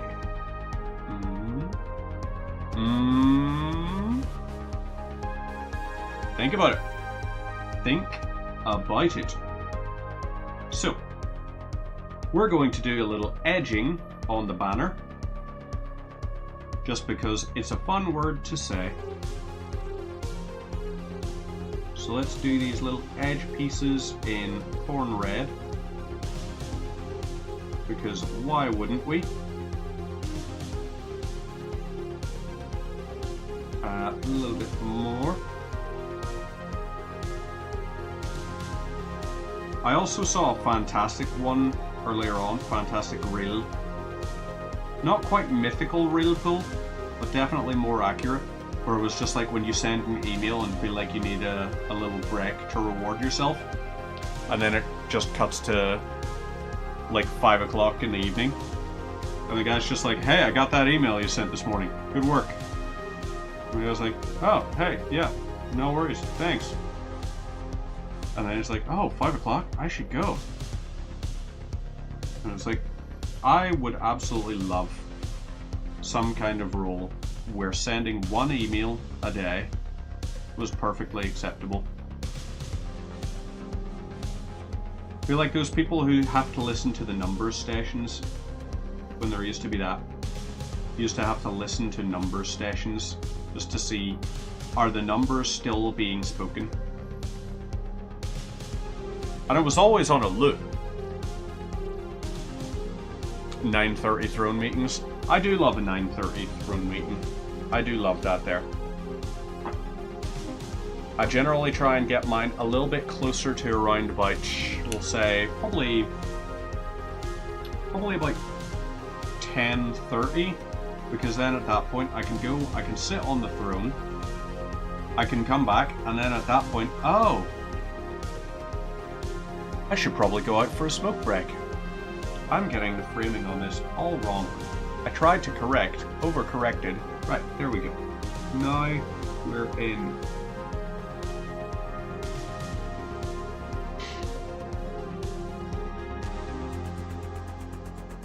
Right, so we also want to go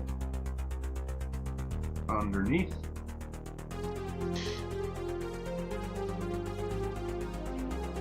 Do same job on this here side.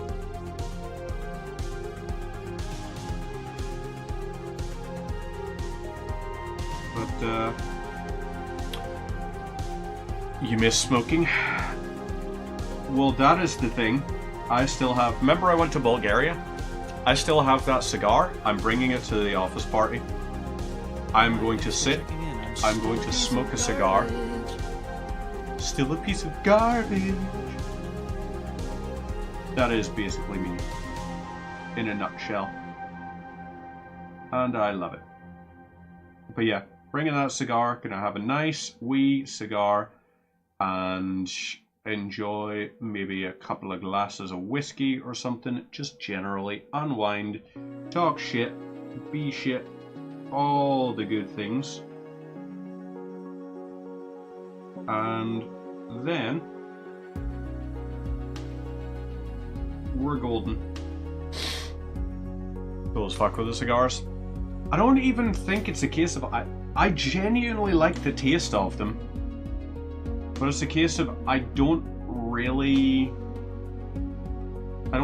have a justification for spending that much on a cigar that often.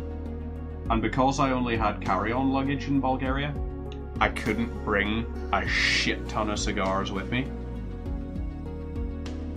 Now, if I have the opportunity to go to Spain or something, like if me and Lidge take a holiday to Spain or Tenerife or anywhere like that, you can be guaranteed I'm going to a tobacconist and I am going to bring back like 200 cigars. Because they're dirt cheap in Latinx countries. Dirt cheap. Just because they obviously have the great deals with places like Nicaragua, Dominican Republic, all of those areas. So, that's the red bits done.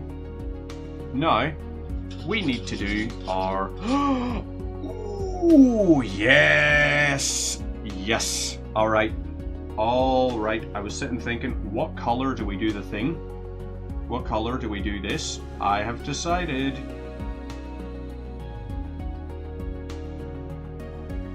We're doing it in Ion Rack skin. Because this is a flesh banner. It's a banner of flesh. This is the God Slayer banner. You know, or not the God Slayer, the God Skin banner. That's what this is. So yeah, this. Oh yeah. Your favorite Taba is Tabasco. Tabasco is also a very nice one. It wouldn't be my favorite of the hot sauces. I would say probably you're gonna judge the absolute hell out of me. My favorite is honestly Frank's. Frank's on wings is just it is religious. Absolutely love it. There is nothing, in my opinion, as a hot sauce that I've tasted better than Frank's on wings. And normally I'm a boneless chicken kind of guy, but Frank's, yeah. It's the OG, and I feel like it's probably the most famous for a reason. Although one thing I'll say, also really love a good buffalo sauce. You know, I don't know how they get the buffalo to make this sauce, but I'm very glad the buffalo does, because it's pretty damn gorgeous.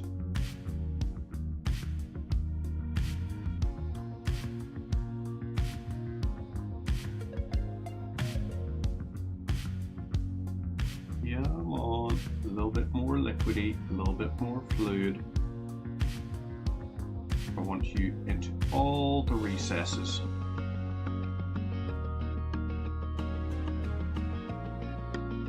Is that not just... It's a banner of skin.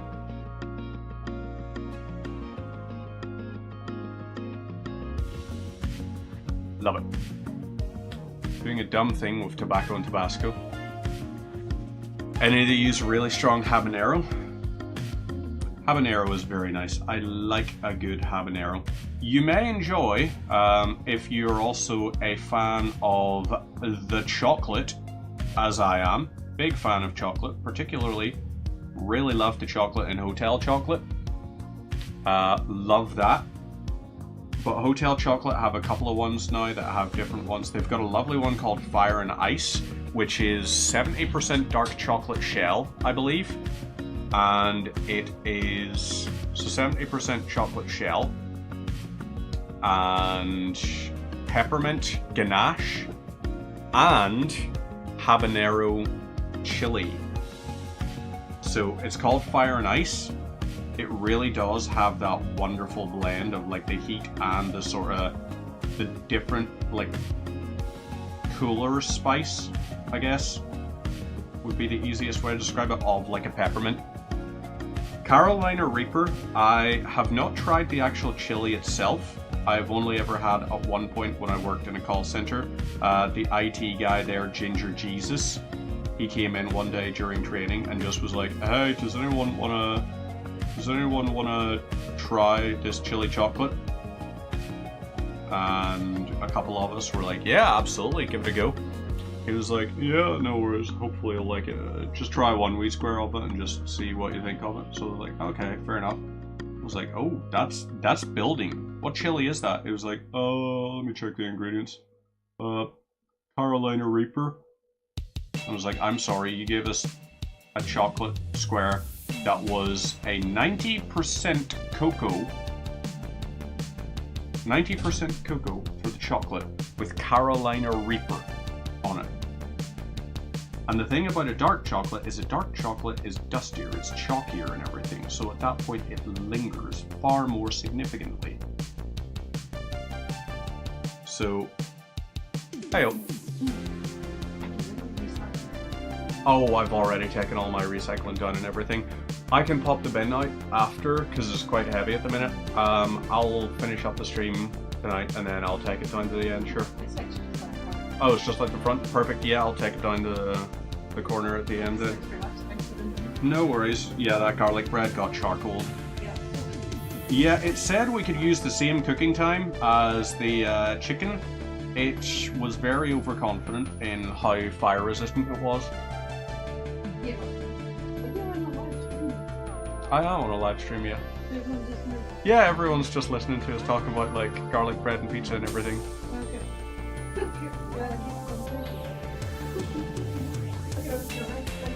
No worries at all. See you later.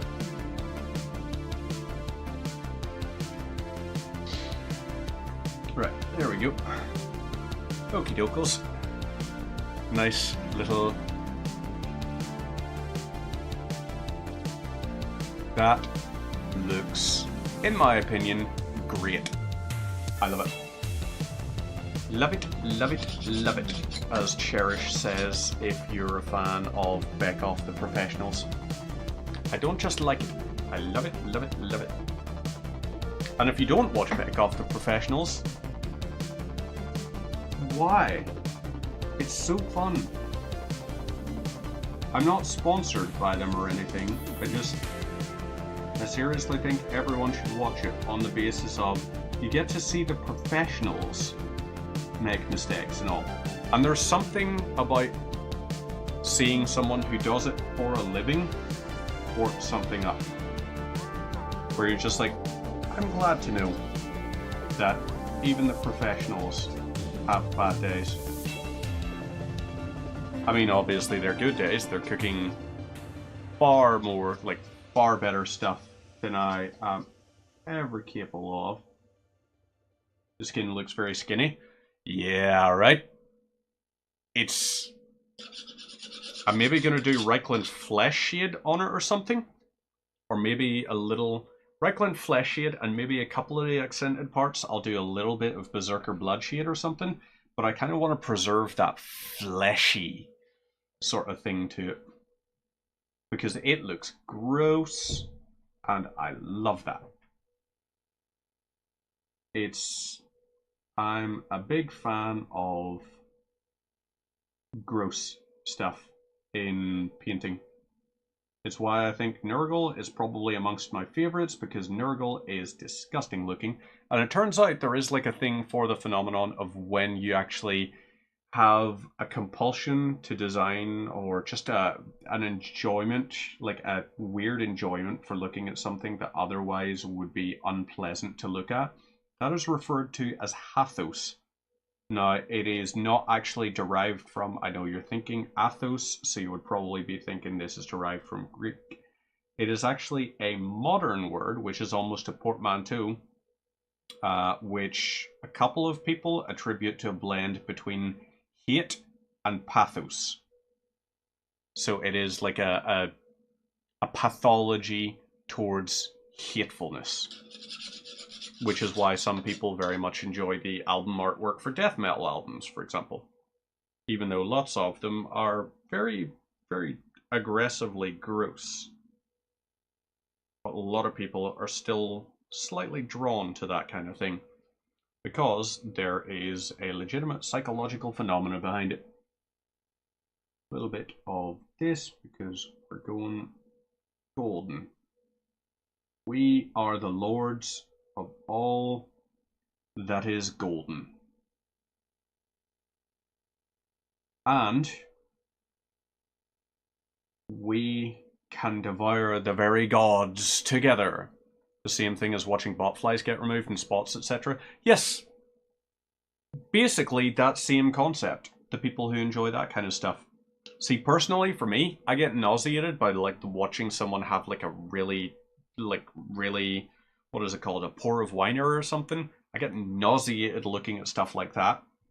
But I have a different one where some people get nauseated by the whole concept of like, you know, human internals being made less internal. That, no problem with. Absolutely no problem with. I think it probably boils down to the color of the stuff getting extracted. I am fine if the color is red. If the color is not red, I am questioning why would anyone watch this? So I think everyone has their own weird little bits that they have compulsions towards. A little bit of that, a little bit on here, and do little leggy things down here.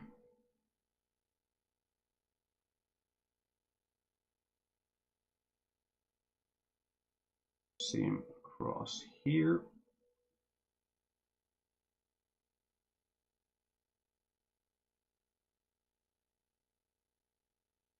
So we got 5 of those points. I think we're going to need a little bit chill people talk in depth about weird topics. I'm presuming you, like many people, then love watching Hbomberguy, because I literally had his video on vaccines on earlier. 1 hour and 20 minutes, and yep.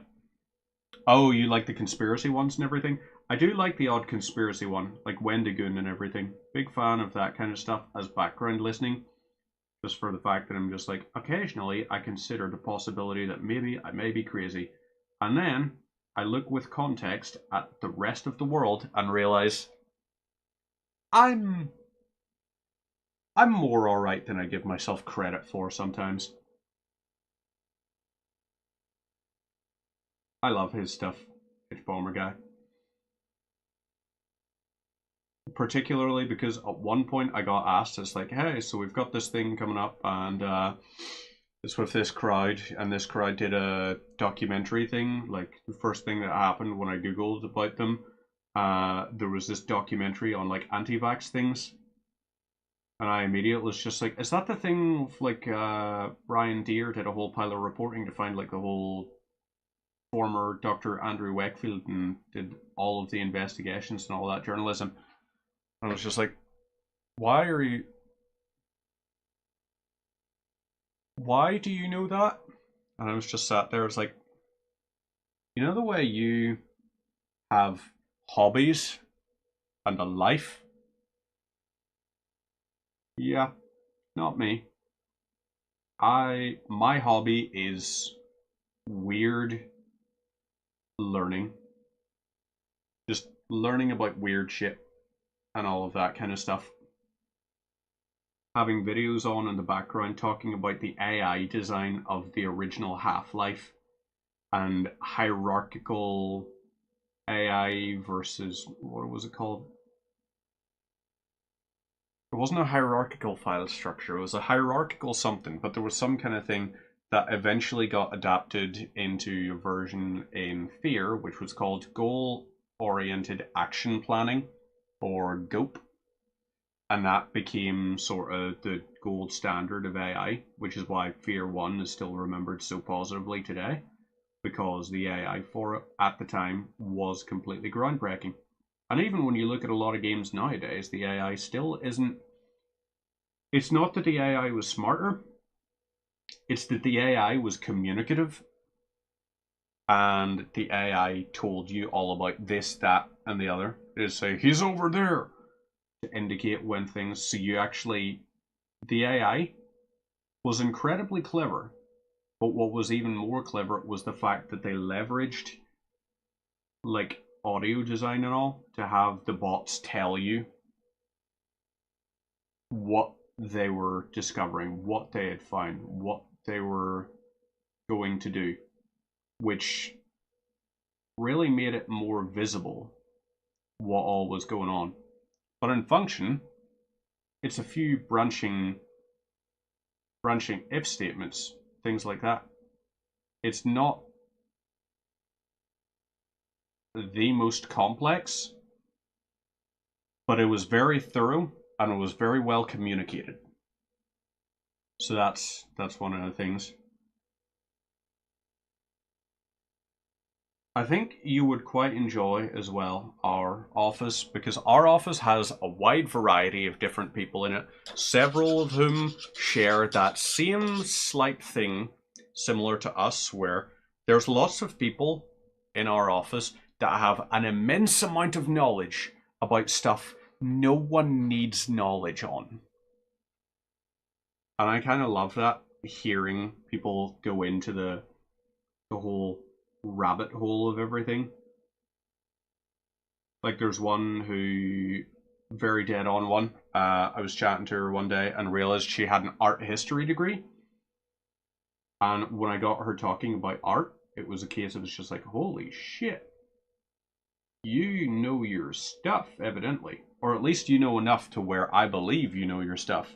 But considering the fact she had a degree in art history, I have a belief that she probably knows her stuff. And that then means if I ever hear about something coming up where it's just like, oh, there's this art event on, I'm just like, hey, I have to remember to tell that one about it.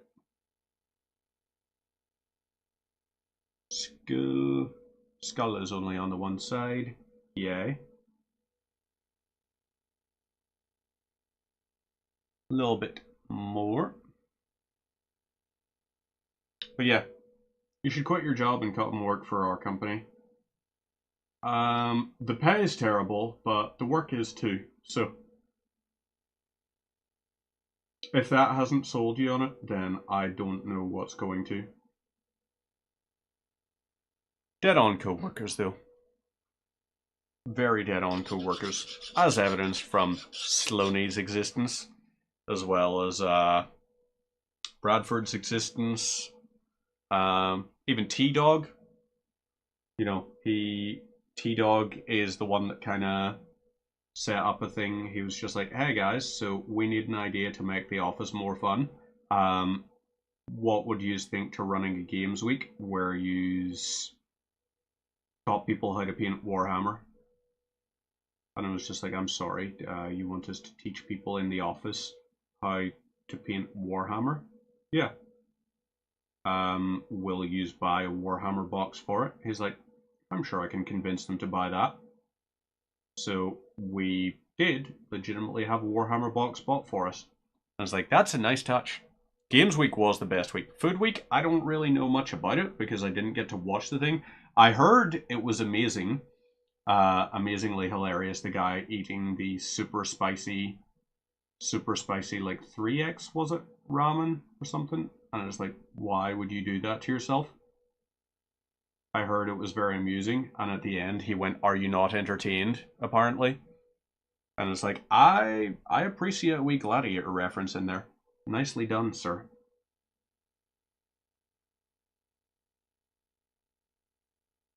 A little bit of this, bring it across.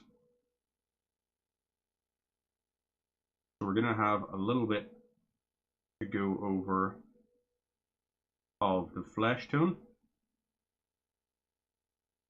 But that's okay. I'm trying to do the triangle to be a little bit more steady on it, and I just realized the triangle was not visible really to you. There you go. The triangle.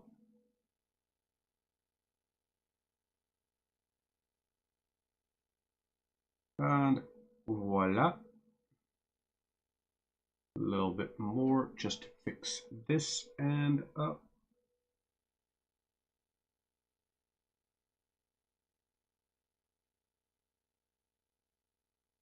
Come on. Bit of paint on the brush would help, wouldn't it?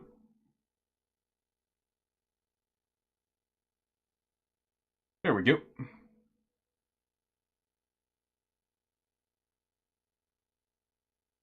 I'm liking. And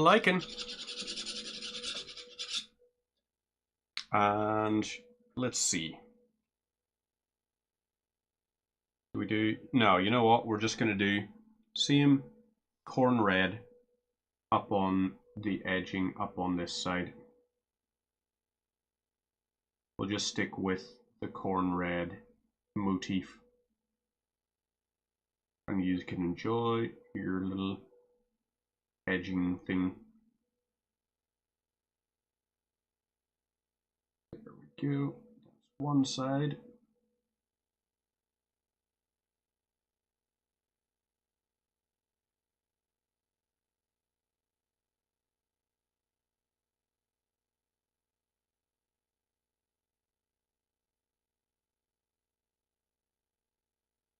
Beautiful.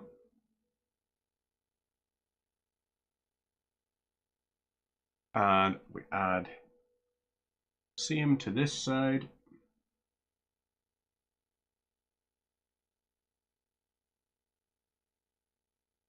A little bit of that. Bring it down across there. Bring it down here. A little bit more paint on the bristles.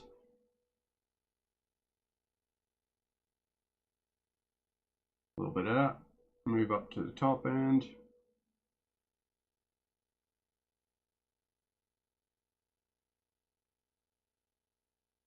I'll get the focus adjusted in just a second.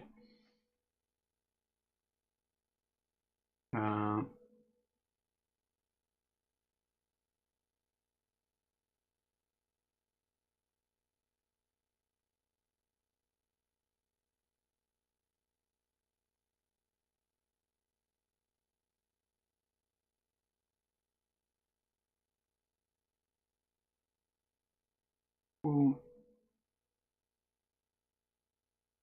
Okie dokies. There's that bit. So that's that side done. Let's finish this other side.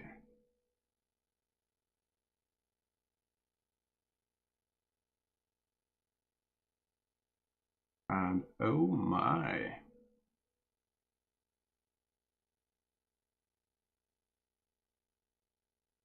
Okay, so I think I have made an error that I'm going to have to correct. The error I'm going to have to correct, I believe, is I think this is just flesh folded over itself. So I'm going to correct that just back to the original flesh tone. And we'll do our little bit of these arrows here.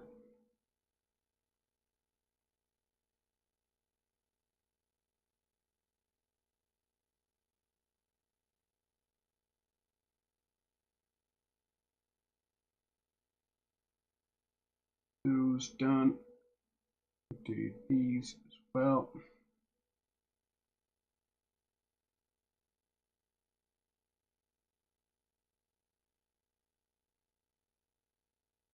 And a little bit more down here.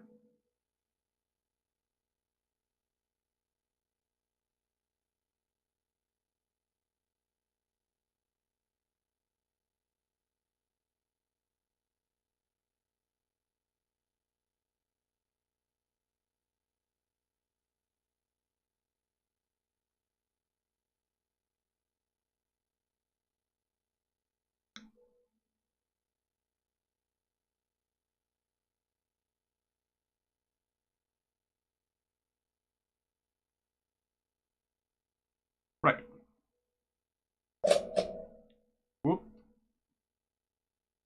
These bad boys do take a while to paint, because I'm trying to do a good amount of detail on them. What I was surprised at is painting my, like, what do you call them, Deathworld Krieg or something? Painting those guys for the Kill Team box, I was able to paint all 10 in about 12 hours in total. And I was like, sorry, what? It took me about 12 hours in total to paint the entire Kill Team Marine set that I do believe was Deathworld Krieg. It was the World War I themed ones rather than the World War II themed ones. I just like sometimes taking a little bit of time. Like with this, I'm enjoying taking my time, talking to people, painting, and just trying to improve techniques figure out, oh, I like this, or oh, I don't like that. And also, just, it's nice to unwind after a long day of work and do something enjoyable. Which this absolutely is to me. So a little bit more on these guys, because this, the way I see it, is this is flesh that's folded over on itself in order to create this effect. Let's do a little bit of flesh up there. Ooh, yeah. Oh, there was a little bit of red still wet on that. So that has given us a very interesting sort of slight, not quite tinge. It's not quite a blood tinge, which if you've played Bloodborne, you're probably like, ah, blood tinge, that's a thing that's mentioned in Bloodborne. But a slight pinkishness to it, which I'm appreciating. All that matters is you enjoy it. Exactly. If you're not enjoying yourself, then at that point it's either not a hobby anymore, or you're trying to kill Malenia, torch only. At which point, stop that. Get some help. So there we go. Nice little banner. We'll do the last little bit of brown going up. Hoo hoo hoo hoo. Whoopsie doopsies. Gotta have the last little bit of brown on the banner. Up here, and it cuts off. I'm going to define around about here. Leather wrap doesn't go all the way up on, it just doesn't. It stops at a certain point. And a little bit of the red just to whoop,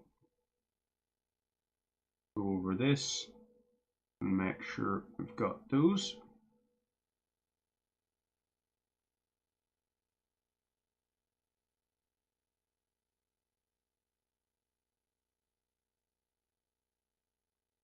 A little bit more red because this bit down here.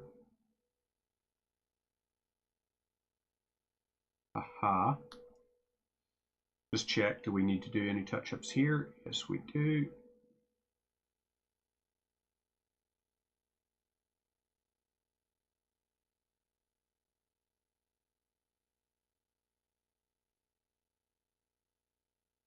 You ever still do any painting of these yourself, Rookie?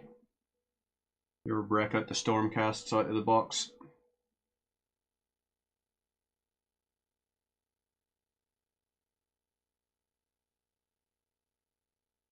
And if not, if you only don't paint because you're just like, oh, I don't have anyone to paint with, I would absolutely be up for Warhammer paint days. As I think probably would Sloaney. As probably there would be a few ones in my work would as well. Lots of ones have a bit of an interest in trying to get back into, or not get back into, rather get into painting. So, whoop, a little bit of this onto here and mix it about a little bit, because all that we need is for it to go up this central column.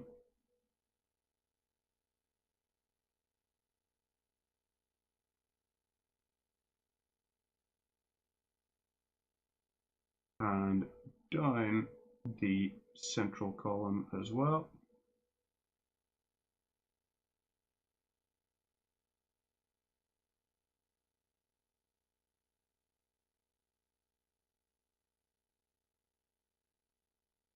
A little bit more onto the brush.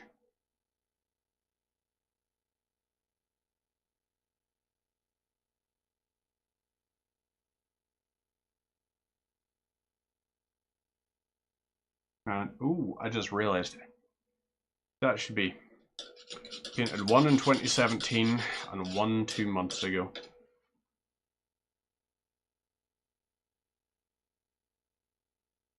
How did you find getting back into the painting it 2 months ago? Were you just sort of stuck and you were just like, I kind of want to give it a go again? Or was it a case of it's like you were like, I want to try and see if this is still something I would do as a hobby?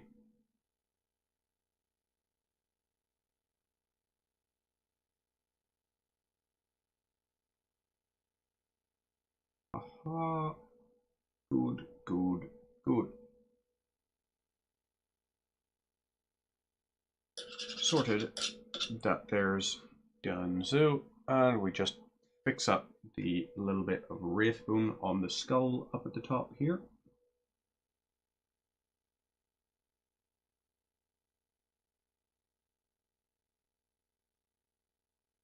A little bit up here. A little bit more along here. Just repair.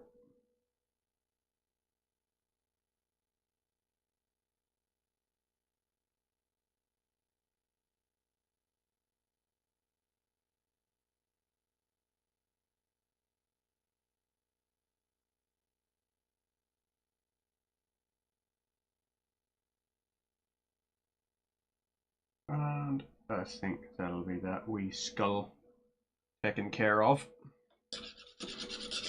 Play Magic the Gathering now. Go to an LGS. Is that a little game shop or something? Or play Marvel Crisis Protocol. Can't buy any models until you finish painting the models you already have. That rule can be broken. Local game store. Yeah, that whole rule. Don't buy more models until you finish painting the ones you already have. You can break that rule. I know this because I haven't even assembled half of my Leviathan box.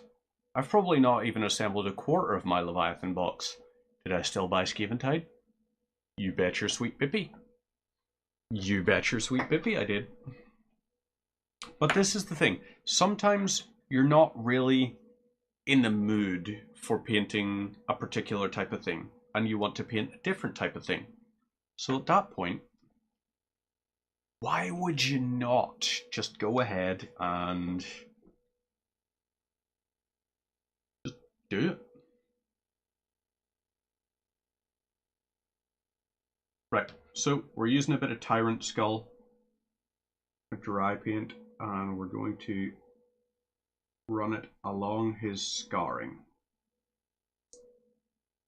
Because he has that scarring on his head. Now dry paint, they're not kidding when they call it a dry paint. There is like the ratio of water to pigment and everything is quite pronounced. You're getting pretty much all pigment. And it allows you to get these really cool little touches onto it. You can use it for accenting, you can use it for highlighting. You can use it for lots of stuff. Can't break a rule, spend too much on shiny cardboard to break a rule. Ah, yes. I mean, Magic the Gathering is an immensely expensive one. I remember when I used to help out at Dragon Slayers and everything. There were some ones that would come in for tournaments for like QCon and everything, and they'd easily have £3,000 in their backpack and cards. And you were just like, that is wild. Up until the point where I was just like, when I got into Warhammer, and I was just like, I'm not going to call other people out, because then they might call me out. And I don't need someone telling me I already spend too much on Warhammer. I don't need that kind of negativity in my life. I actually do, because it's not negativity. It's very reasonable, and it's coming from a place of love. But even still, sometimes you're just like, but I want to buy things. If I buy things, then maybe my sadness will go away temporarily. And then you buy the thing and you're still sad and you're just like, fuck, didn't work. So I gotta get this almost vertical in order to be able to get these last bits onto him. Okay, need more pigment. That's okay. A little bit more.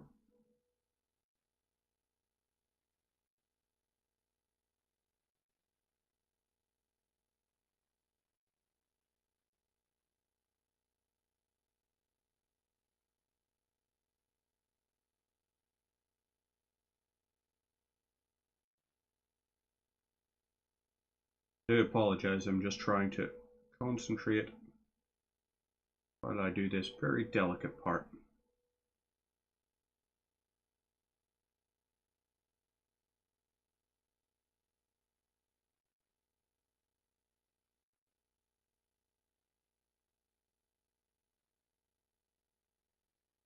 There we go. So, hopefully you can see, and hopefully it does look a little bit like sort of scarification. Hobbies are expensive no matter the format. Yeah, I got too many expensive hobbies. Gaming's expensive, but also at the same time, gaming brought us Elden Ring and Helldivers 2. And next month brings us Space Marine 2.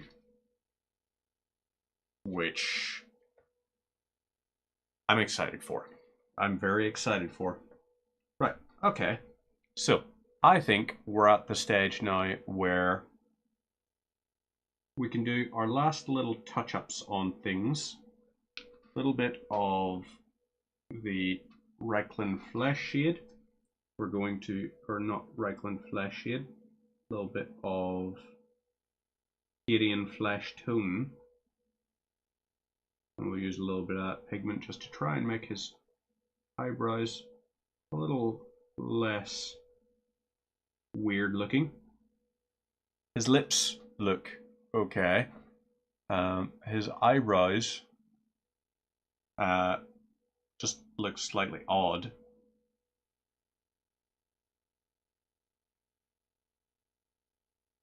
And okay, his neck is alright, his arms are alright. Let's just do a wash of a few different things. So,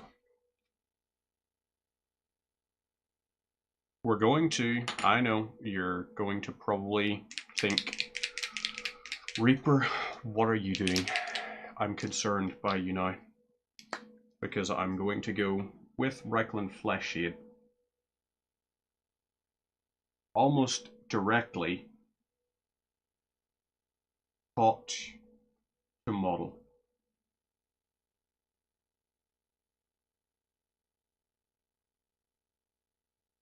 We're getting a good amount of that washed onto him and everything.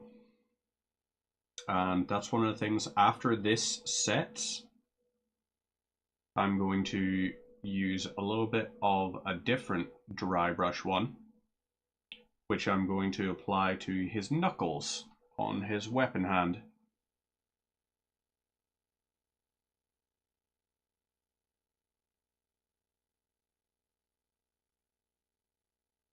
So we get these moving through.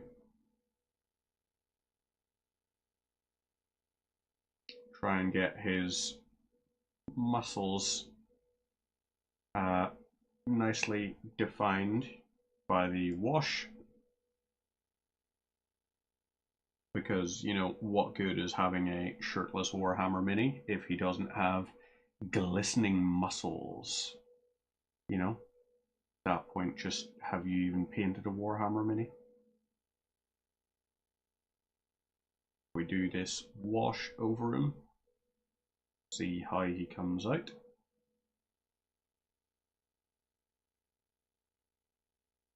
So, it's brought out a nice wee colour and texture and everything to it. So, I'm happy with the flesh shade on that. And we're going to apply a good coating. We're being extremely liberal with the cloth like this here. Because I want this to look gross and disgusting. Because it's a banner of literal human flesh. So at that point, let's try and make it pop. Just that little bit. Gonna mount onto here.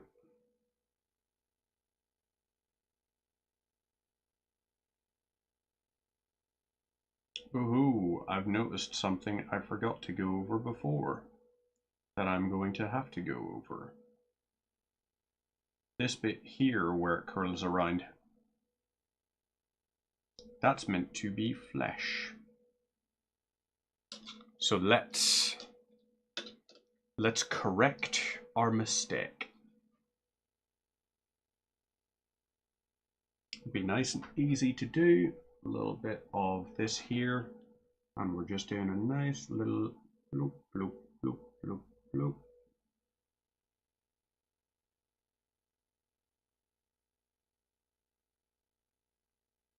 We're going to leave that to dry for a second while we do the other side of the flag.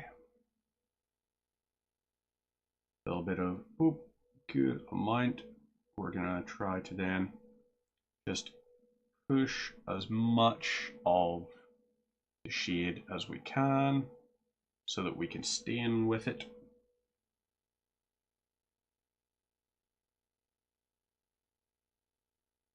Just nice and messy, just like Lionel.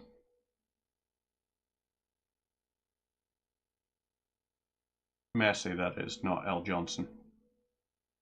I don't know how clean L. Johnson is.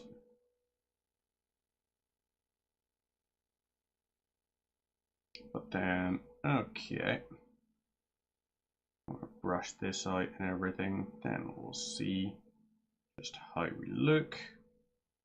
Apply a little bit across there.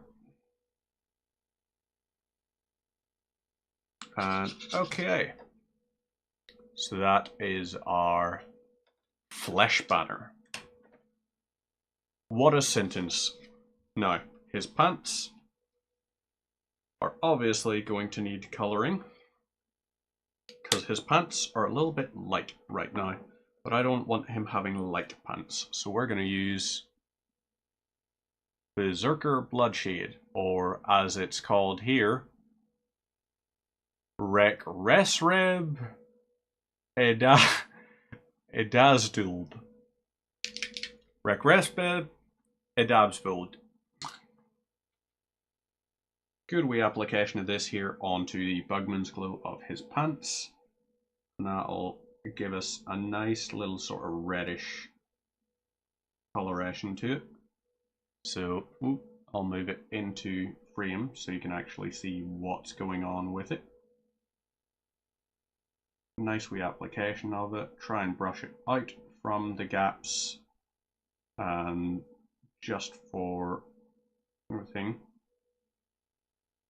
A little bit more, start off good liberal application, brush it, wash it, all of these things, get it all nicely coated.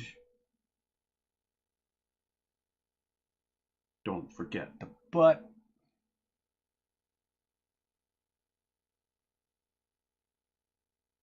And we're going to apply a little bit of it as well to the skulls underneath. We'll probably apply it a little bit more than we really ought to have there. But you know what? The skulls are scully. They used to have skin on them. They're not entirely bleached just yet. So let's wash a little bit of this over them. Nice, good coverage across the way.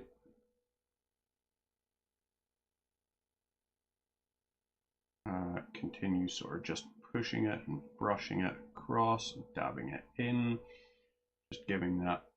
We're just trying to get the little bits of pigment to adhere and do staining where some bits are and other bits are going to be a little bit more washed. But these main bits up here, we're going to treat them as though they have been bleached. So when all is said and done, here is our finished piece.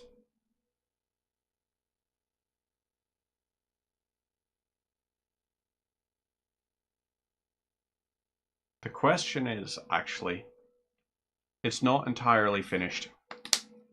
No, not entirely finished. What we're going to do instead, I'm just going to wash each of my brushes. His little thing that he's got draped around his neck. I was thinking very He-Man-ish as well. I was thinking that as well. For the thing draped around his neck, we're going to try Cassandora Yellow. This is the sealed one.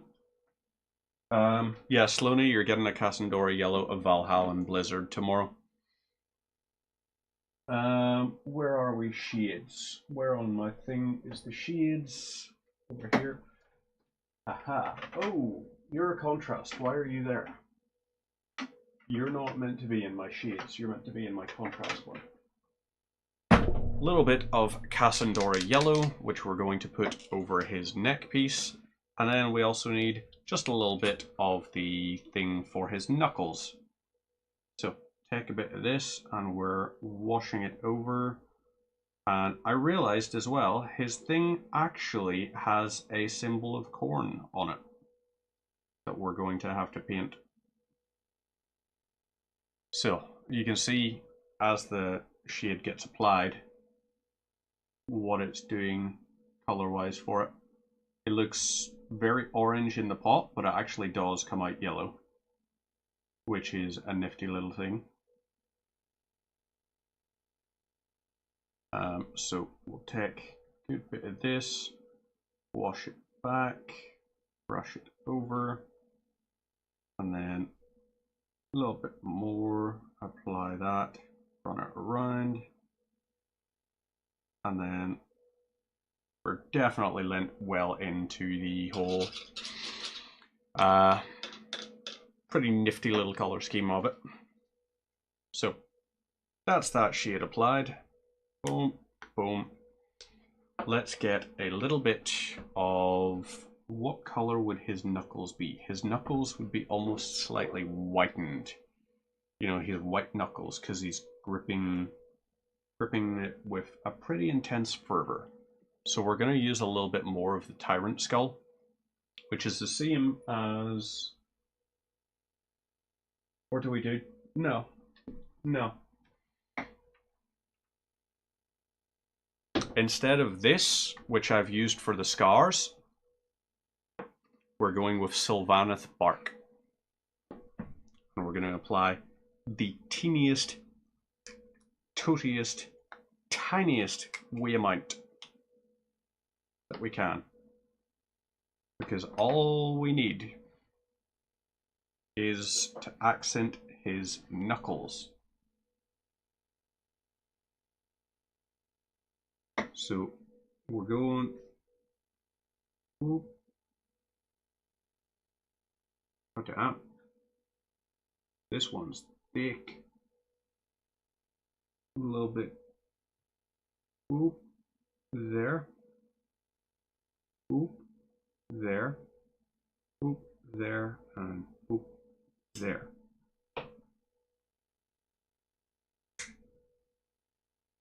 It probably is indistinguishable. What's my lightest? So yeah. Can you even pick it up? You can, kinda. Yep. So that's his knuckles. They are darker rather than lighter, but who says Warhammer has to be realistic? And with that final bit in mind, what we now have to do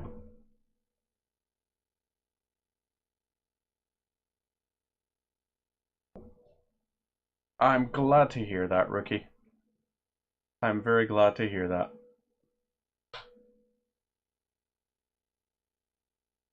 Let's get the last little bit, because we just got to do the toothy little chaos thing on his neck covering, his fancy little scarf.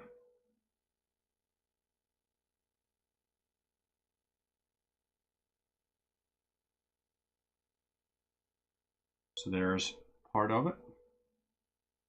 And now we just do the lower segment.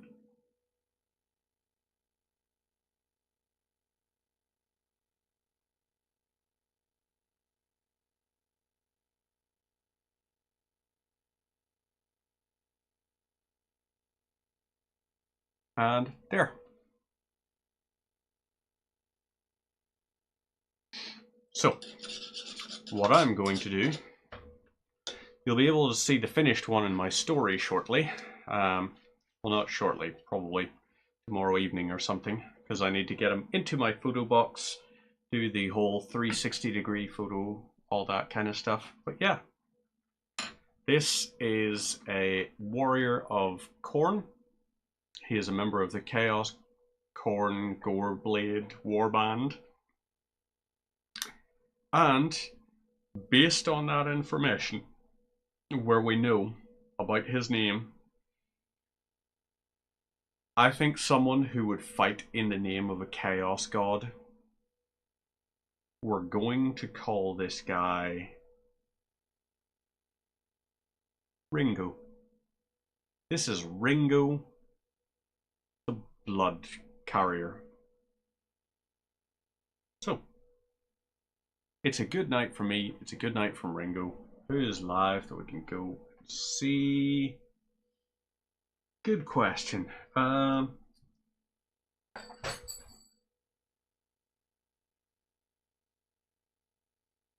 Let's go for... Ooh, Viking Dad is playing. So yeah, bump into this guy in the Kremlin.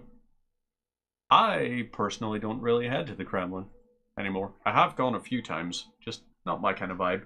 But let's go ahead and set up the raid for Viking Dad 667, who is playing Flintlock: The Siege of Dawn. Good fella. So, in the meantime, take care of yourselves. I will be back on Friday, where on Friday we're going to be starting Terraria. The model, but good to know. Oh yeah, I know you meant the model. It's just, you might bump into him, you're not going to bump into me. So yeah, Friday we're doing Terraria, and we're going to have a good time. Meantime, take care of yourselves, have a wonderful Thursday, and I will catch y'all on the flippity flop. Oh boy.